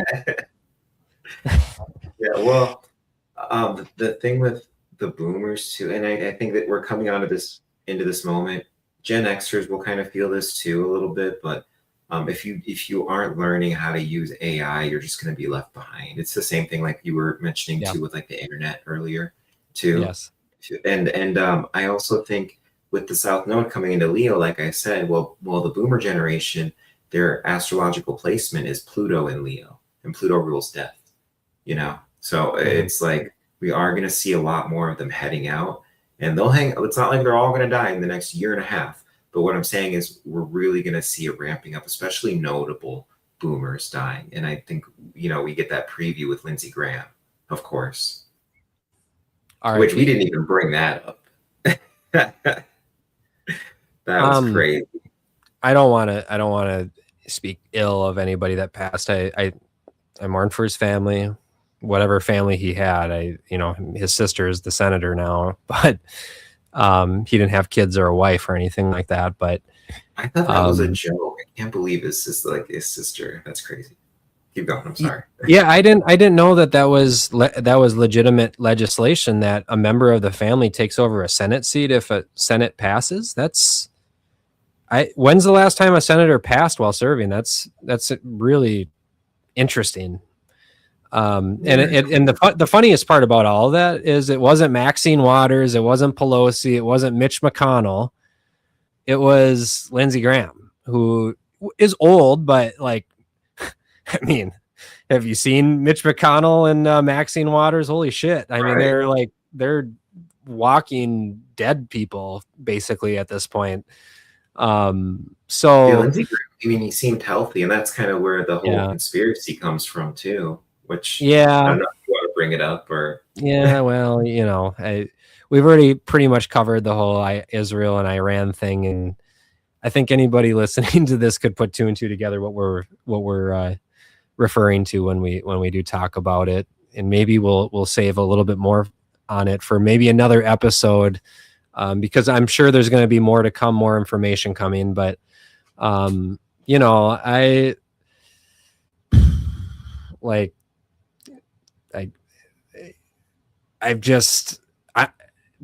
voting for AOC. That's the only thing I can do at this point to do something that's so off of what I would normally do that might change something, whether it be better or worse. That's all I'm doing. Yeah, I'm feeling like Nick Fuentes says. It's very hard for me to vote for a Democrat, but it's like I might just have to vote Democrat. Something's going to have to swing in some direction that's just going to end up changing the overall direction. But until that happens, I'm up for doing the most extreme thing possible just to see, because to be honest, this is no different than the Biden term. And if you really think about it, pre-COVID, the Obama term was really no different than the Trump term. So what my thought is we do something so off of the tracks, go so extreme in one direction. Let's just see where that goes. Because as we had communicated about the rising cost of living and life, and like nothing changing no matter what, like we still have to wake up every morning and go to work and still upset that our leaders don't have our best interest in us. Let's do something so off brand that it actually might change something. But what'll happen. She'll be up in the still have cohesion with it too. At a certain point, be able to have cohesion because of the way that they'll have set up the communications, you know, with Yeah. just with the new way with AI and everything, there's this, you can see this wave of how they would be able to get ahead of people coordinating on things. Like if, say everyone, or not everyone, but a lot of people started to coordinate not paying their taxes, or it's just an Yeah. example.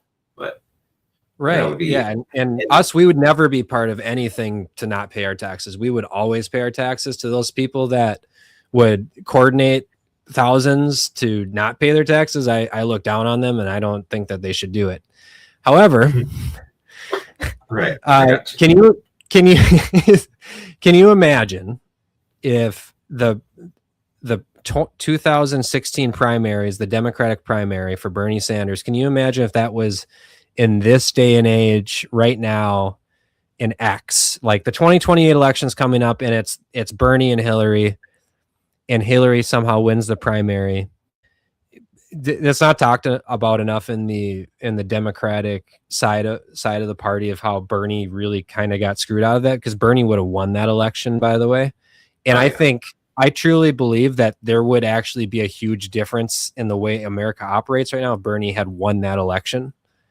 And that is another example of, like, you know, they're being controlled elections, because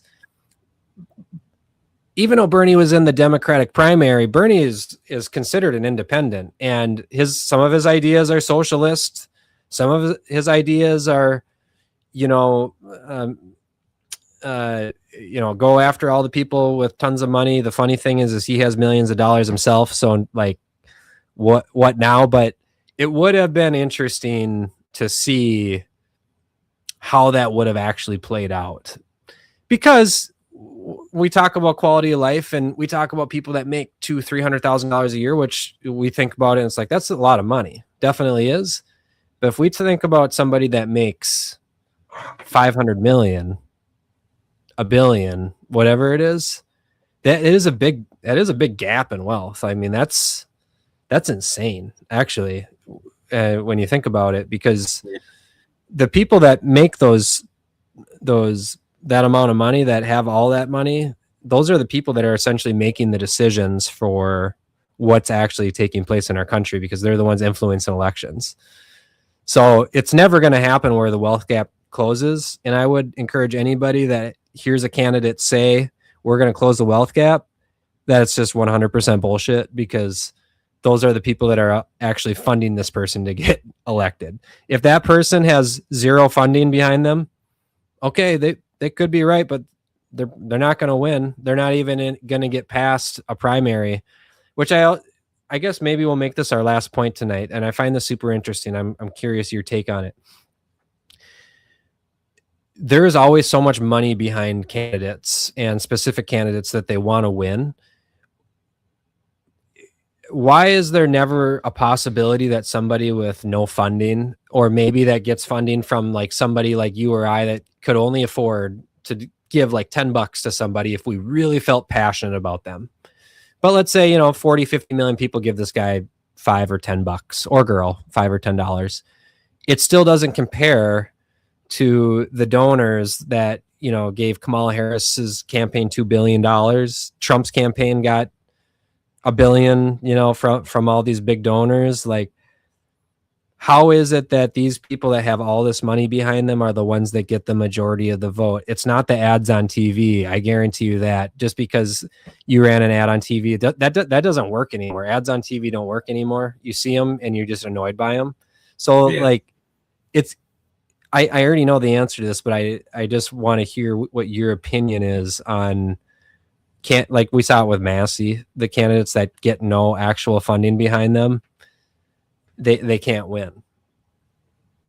Makes it feel fixed.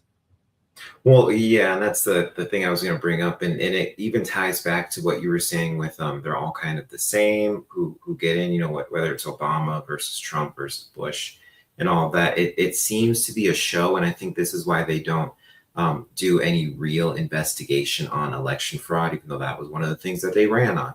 It's the same kind of theory as why they aren't investigating the assassination attempt against Trump.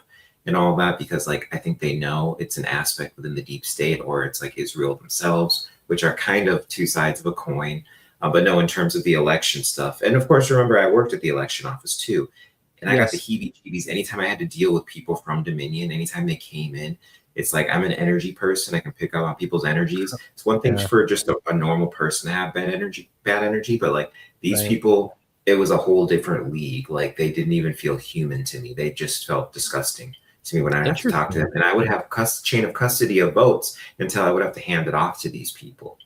And then we had no idea with what they did with these things. It's just that they Yeah. got tabulated essentially. So that was even just my dealings with Dominion on just the energetic level.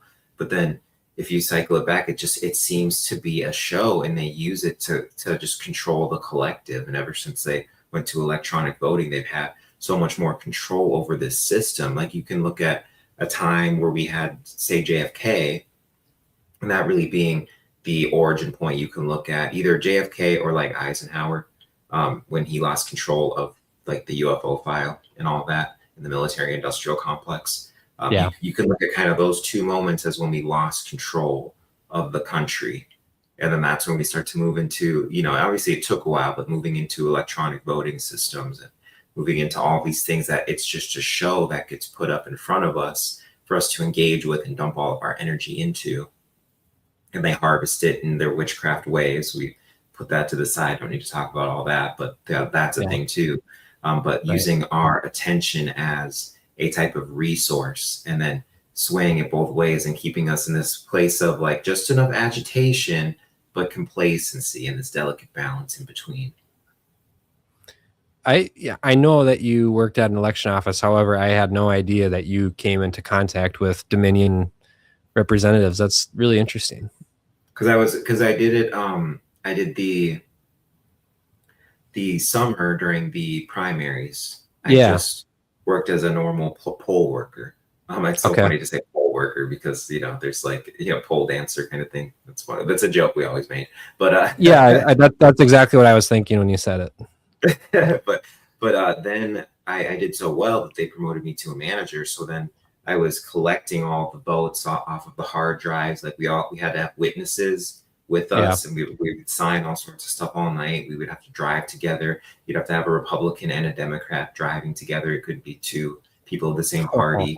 And so there was all sorts of stuff. Like I get along with people, so it was cool, but it was definitely weird. People were like, "What? You're black and gay, and you're a Republican?" So but Well, hold on. I have a lot of questions. Wait, well, hold on. First of all, I would love to be a fly in the car for a car ride for a Republican and a Democrat to deliver something. I think that would be phenomenal. Okay, second.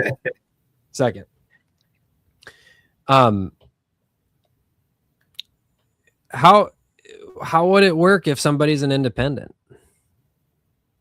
Well, you could do. I think you could double up independent, or you could do independent, like Republican, independent, Democrat. And then, lastly, and I'm just, asking questions. How do we know that? And I'm not saying you specifically. I'm just saying, that this role is throughout the entire country. And I think you know where I'm going with this. But how do we know that two people are just like, well, I'm a Democrat and I'm a Republican, but really they're one or the other. They both are, and they conspire. Yeah. I'm not saying that you do that, but I'm saying that there's probably likely odds that it's happening somewhere.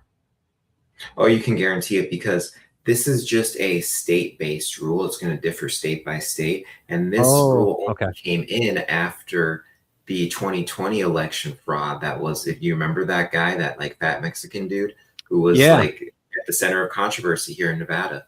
It's because of that. And so we had this huge takeover. They removed also, I got all the gossip from like the boomers who trained me in and stuff. I love them. They're great. They were Democrats. So cool. I still talk to them today. Like it's not even a thing. And like, what do I consider myself a Republican at this point? I don't freaking know, but I definitely lean more right. But no, they told me all of like the politics within the center itself that happened and went down, and the new people that had come in, what their political alignments were. It was this other gay dude. He was like a gay boomer, so he just told me all the freaking details of everything. It was crazy. But yeah, they replaced so many people there, and it was all run by Democrats, and they had to get Republicans in there in these higher positions.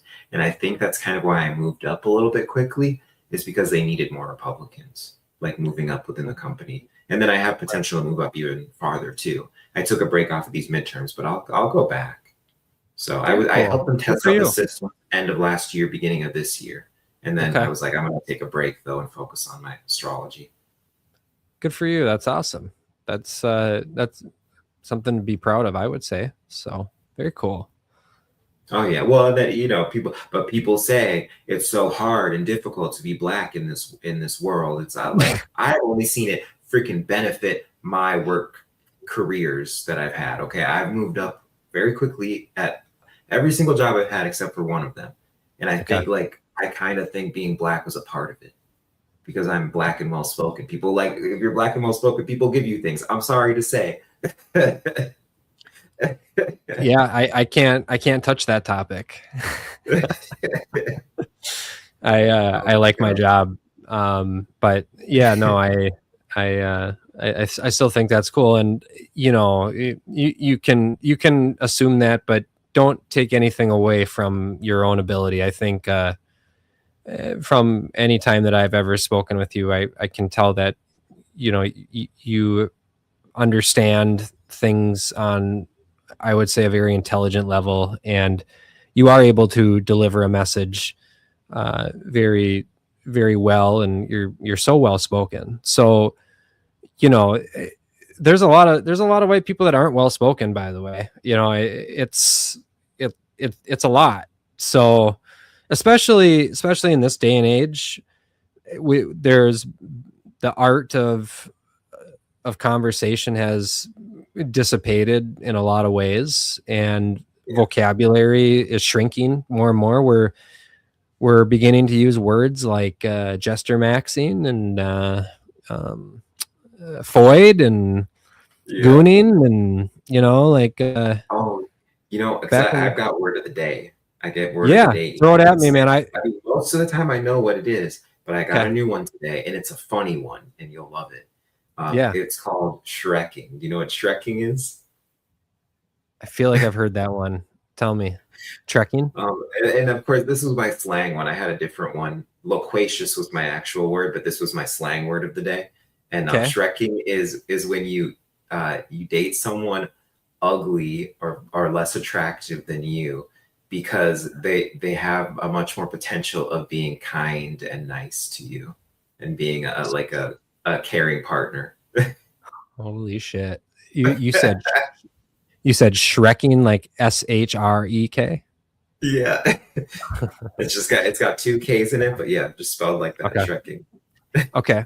I love that. So at my work, I work with you know, a lot of people that are fresh out of college, a lot of really good people, you know, and then there's also people that are older too. But one of the young guys today, I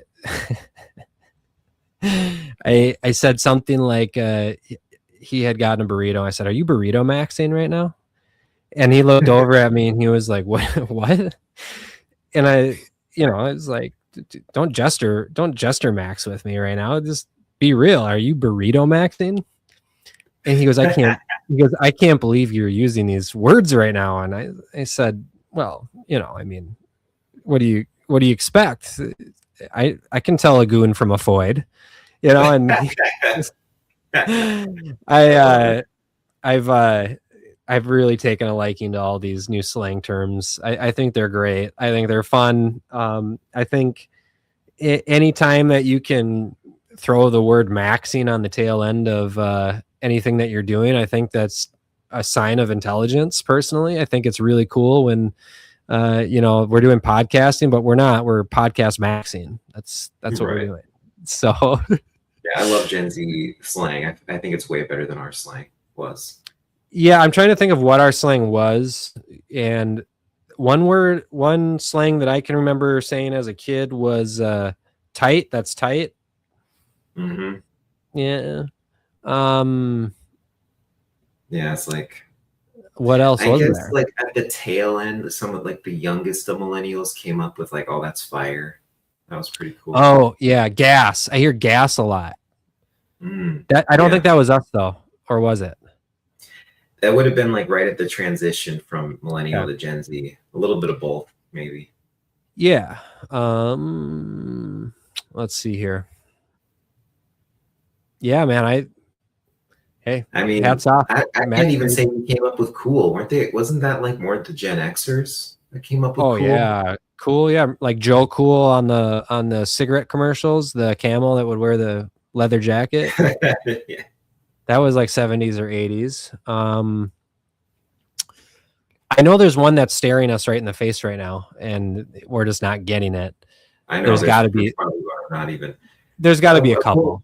I think that we're like, I mean, I should only speak for myself, but I probably would agree with this. I think we're so terminally online that we keep up to date with the lingo. Yeah. So it's just like I've shed a lot of millennial slang, and I really only use, even my AI uses like a little bit of Gen Z slang with me, you know.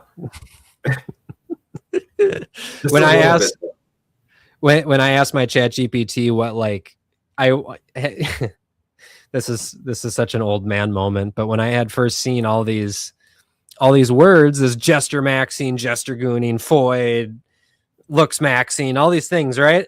I was like, what's all this mean? So I typed it into chat GPT. Here I am relying on AI once again, instead of going out and approaching a Gen Zer and asking them what it means. Was chat That's what it's GPT in here with you too. So actually, that's better.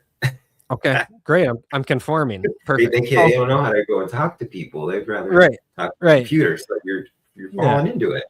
Exactly. So ChatGPT says back to me when I put these words in, before I explain what these words are to you, you need to understand that these words can be used in a derogatory or offensive way towards somebody, or a way to put somebody down. So I wouldn't recommend that you go and call people these things, like Yeah. apparently calling somebody a foid, a female humanoid, that's what foid is short for, is female humanoid, is an insult. And I'm sitting here thinking, like, what the fuck is a female humanoid? I still don't know what a female humanoid is, and I don't know if I were to see a female humanoid, if I would know it if it was staring at me right in the face. Have you ever come eye to eye with a foid in your life? I haven't, or maybe I have and I just haven't recognized it. Well, the Void one it's interesting because like really Void is coming from the red pilling community, the red pill community. Like the Andrew Tate, Sneeko. Really? I guess you can kind of say Nick Fuentes.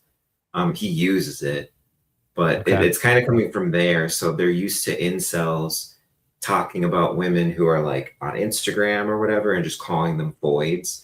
So that's like where it's like considered derogatory, but I guess it's not like technically derogatory. It came from a derogatory person. That's essentially what. Yeah, like it just has the associations. Because my thing is, these same communities are also Israel critical. So anything you put into AI that's going to be associated with these communities is going to get a bad reputation. Well, I think Foid is a great word, and I like it. The other one that I used today, there was a guy at work who's 6'2", and another guy that's like 5'9". He's like, explain mogging to me, and I said, okay, well, you wouldn't want to take a picture with this guy who's 6'2", because he would be technically mogging you. So whenever you, sure, yeah. So whenever you are taking a picture with somebody else, you want to make sure that you are the one that's mogging them. It's really important. It's yes, dude, I love that. Yeah, no, I do too. I think it's a lot of fun. I try to stay young and hip and, with the times. I said 6'7" a couple times. I didn't do the trend. I didn't juggle my hands up and down. an abnormal amount of times. But I think these things are fun. Again, okay, like people say it's stupid, people say it's dumb, whatever. Our generation was eating Tide Pods and like stuffing marshmallows into their mouth and choking on them. So it's really not that bad in comparison. Yeah, that was a rough time for sure. The Tide Pods. Where did that even come from? The whole Tide Pod thing. I mean, I think that was when TikTok first came out. Really? That was a TikTok thing? Mm-hmm. No way. Really? It was like it was during COVID when people started doing it, either right before COVID or in it, somewhere in there. Okay, I gotta look this one up. It had to have come from TikTok because that's how I remember it was like viral, but the most viral thing at the time, TikTok was still pretty new. Yeah. Ooh, I think earlier than you think. 2017 December, 2018 January. So a little bit earlier, but yeah. I was drinking a lot back then, so I guess it all kind of meshes together, right? Were you drinking laundry detergent? Oh god. Let's see. At least I was drinking something that made me feel nice, right? Who started the Tide Pod challenge? Let's see here. The Tide Pod challenge didn't have a single creator. Instead, it evolved organically in satirical internet memes and jokes that peaked in 2018. The dangerous trend forced Procter & Gamble to launch an extensive safety campaign enlisting NFL star Rob Gronkowski to order teenagers to stop eating Tide. Holy shit. That's fucking wild, man. Okay. It wasn't TikTok, Rafi. It was actually Tumblr, which is a similar thing. But Tumblr is where it started. Okay, yeah. Tumblr, man. I feel like Tumblr fell off when they took Rhymes with Corn off of the website. Isn't that when they died? I don't even know what that is, but it sounds hilarious. Hold on. You explain it to me while I look it up. Yeah, sorry, I was looking at something.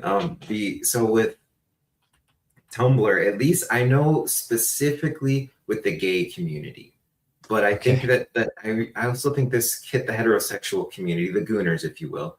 But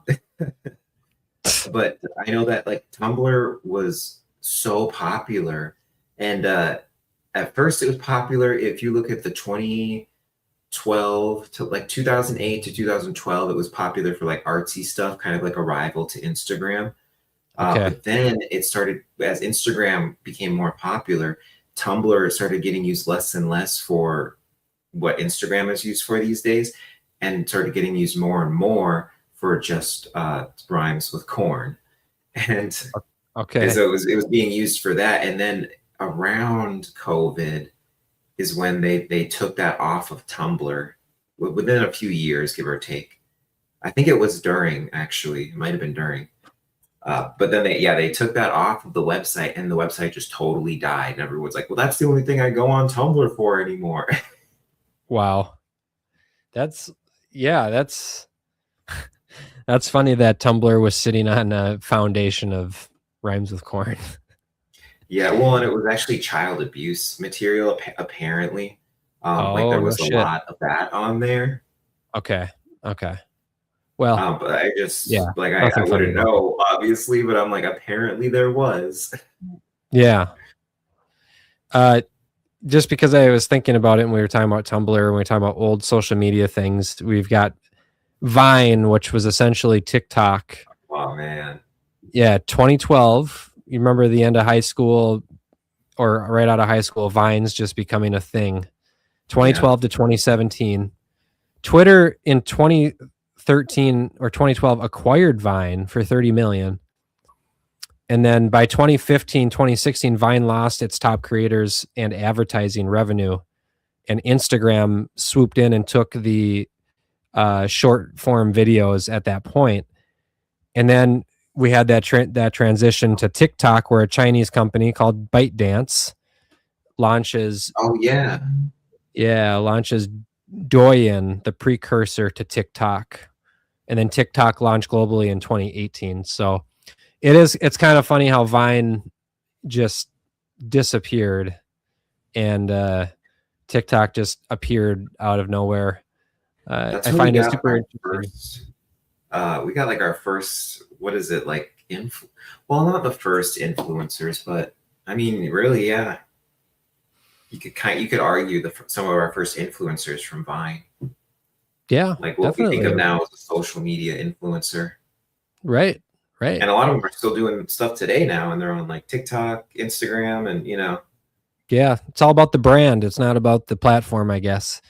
Although I know a lot of people have gotten kind of screwed over from TikTok that had large followings that got banned and had to restart all over again for expressing their views or whatnot. But anyways, that's yeah. just Well, kind of the especially now that name of the Larry game. Ellison took it over.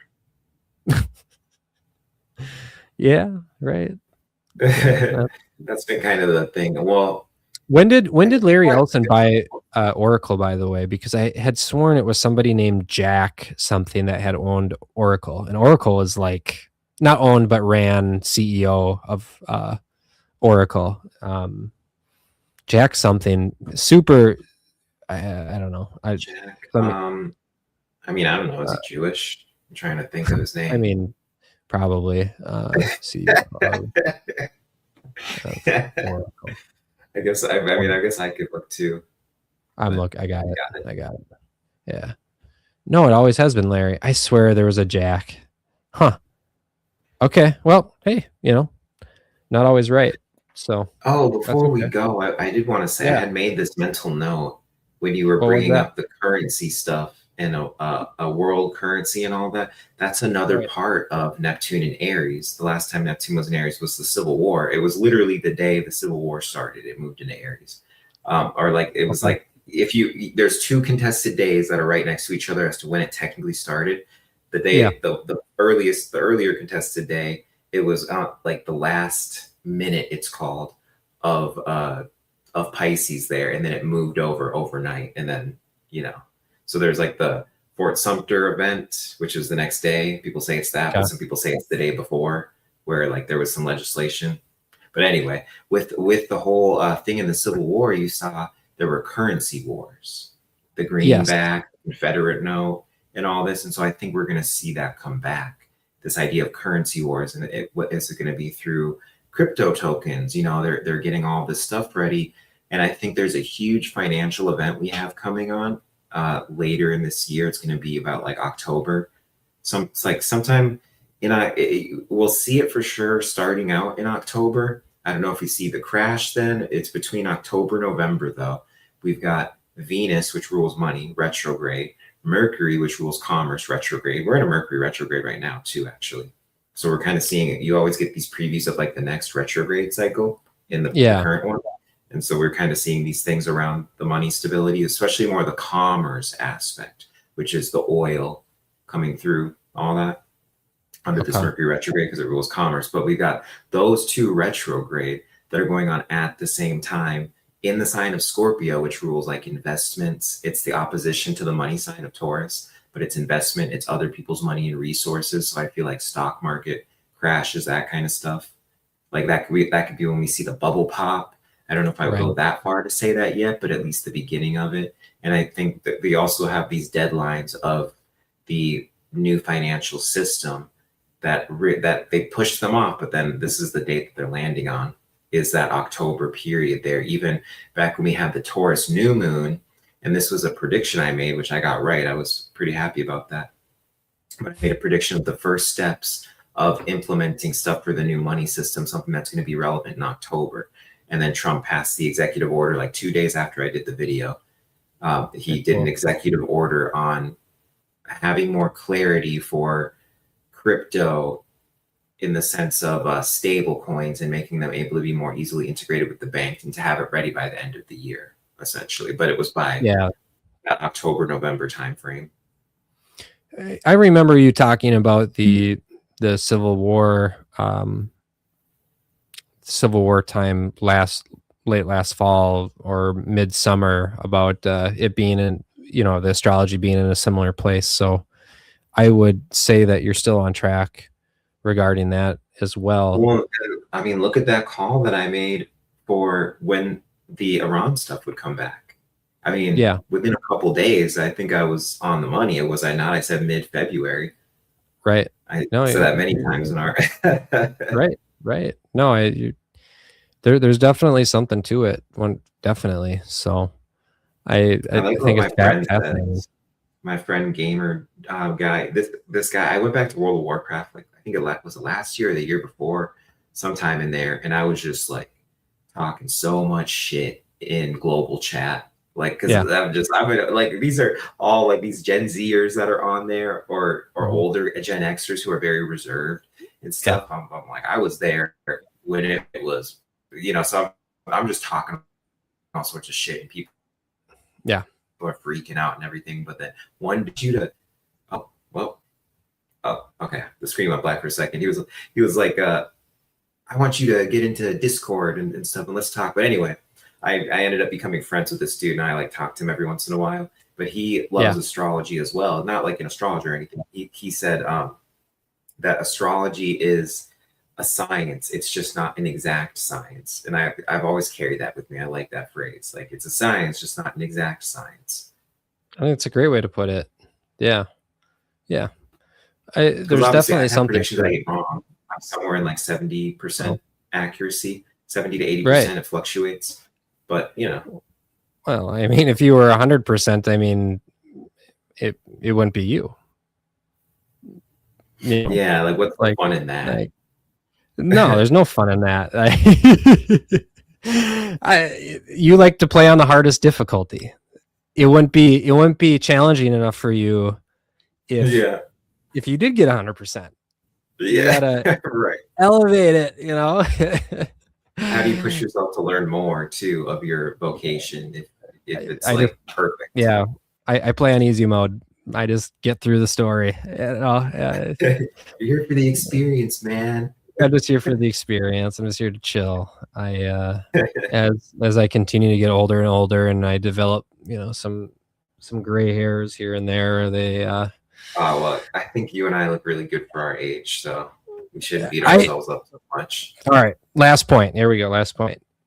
I can't believe the condition of people 33, 34, 35, and I'm not here to shame anybody, but holy crap.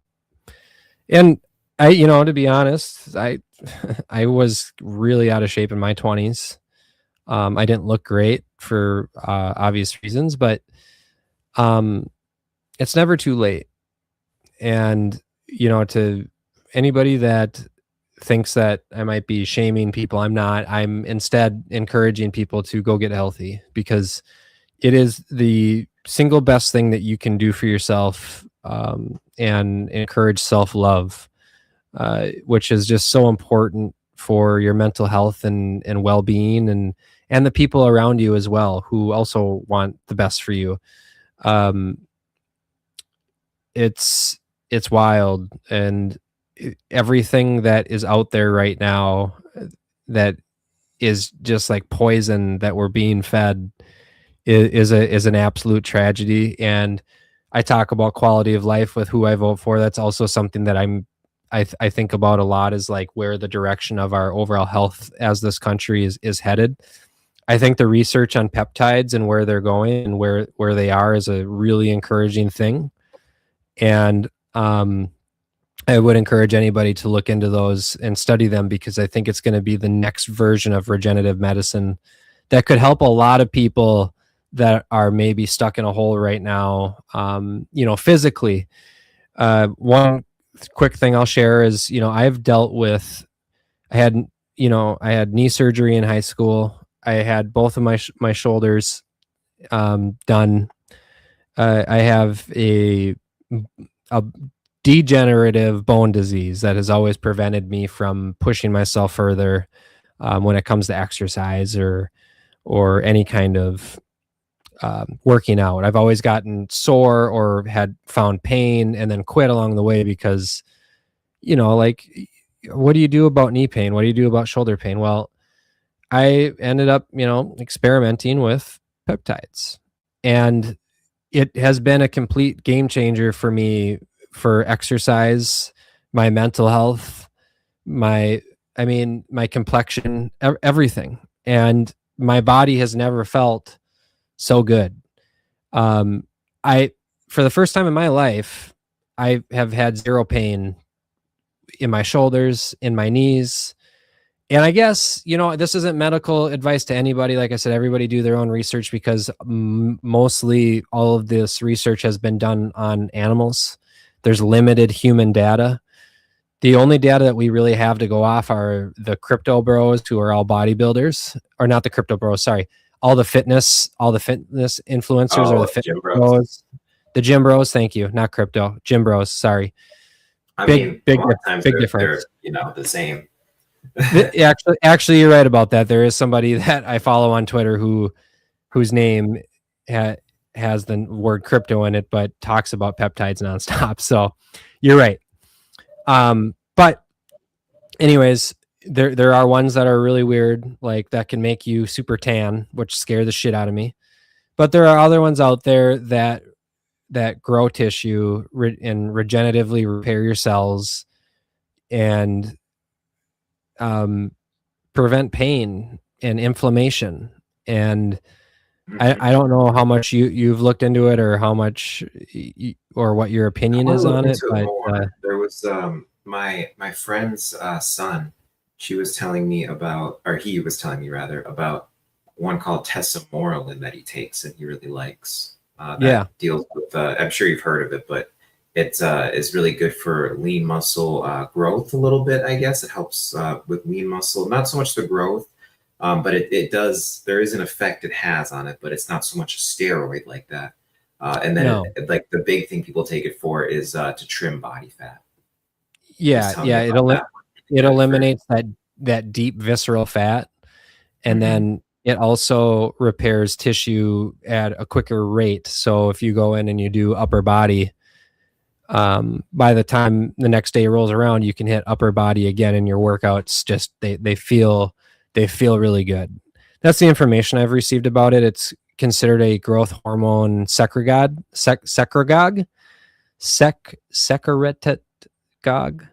I know how to spell it. I don't know how to pronounce it. That's what I've read. But I could give you a whole list of the ones that I've tried and, give you a lowdown on them. But again, not medical advice. Because I've been kind of on the sidelines of them, looking into them, but just being like, I'll wait and see. Yeah. I don't know. It's a cool thing. And going back to people our age, like, what do you got to lose? We have, through a lot of us, we buy our groceries at the grocery store that come out of a box that just sit there. Sometimes we eat things that have sat on a shelf for over 2 or 3 years. Like we've put a lot of shit in our bodies. We've all drank Mountain Dew, and Diet Coke Zero. Try something that is. You said you're not going to shame anyone, but I'll shame some people. Put the fork down, fatty. Okay, forks down, money up. That's what I say. So, yeah, no, portion control. Yeah, definitely. That's a big one. I feel it though. After this bulking phase, I definitely feel it. Like I went a month just like eating a bunch, and I maybe have like a week of trimming left or something. It's already been 2 weeks. Like I definitely feel it's hard to switch all of a sudden back to intermittent fasting, back to eating less. It's like way hungrier than like I was used to being with my typical, because your body just adjusts to eating. It's a habit. Yeah, it's a habit. So I do get that it's hard, but it's easier the longer you go. For actual constructive advice for people, it's easier the longer you go. Once you get to that 3rd or that 4th day, you're starting to have that clarity. But most definitely, yeah. It's just like smoking cigarettes. Smoke a cigarette. All of a sudden you have 2, you have 3. Same thing with a fork. You're putting it to your mouth. It's an action. Or you're putting, hands up to your mouth, whatever. And the food gets more and more because you just, you're used to ingesting food. And sometimes when you The same thing with drinking. I Yeah. always compared like being fat, essentially having a food addiction, as like literally the same thing as being an alcoholic or being a druggie. And obviously they're going to have different effects on your health. But if you look at it, it really is the same type of things. You're going to need more and more of that thing to feel satiated. Yes. From the last time you had it. Exactly.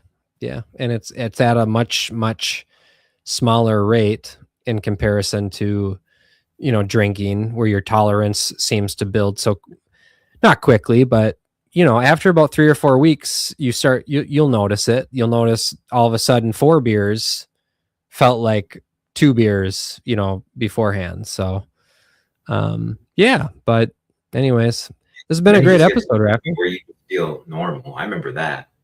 Like I would just need to wake up and I'd immediately start drinking, and it would be just to feel normal. Wow. Like that was the because this was like I don't know, like a year to 2 years as it built up, but there was a solid year in there where I would just need to drink to feel normal. I can relate to that in a different way of my previous life. Now that I've never thought of it that way, but that makes a lot of sense. I can't imagine not feeling the way that I feel all the time now, though. It's a magical special thing, and something that I don't take for granted. And I'm sure you don't take feeling normal for granted either. It's a wonderful feeling. Oh yeah, I beat myself up even when I need to take a Benadryl or something just to get to bed. Because I just love being clear. It's like once you have that, it's like you brought up earlier about the clarity. Yeah. Yeah. This has been a wonderful episode, Rafi. I appreciate you doing this with me, and I appreciate your time, and we'll have to do it again soon. Oh yeah, thanks for having me. Welcome back, man. Good to see you. Appreciate it. Yeah, awesome. All right, that's the end of the stream. I gotta click a button.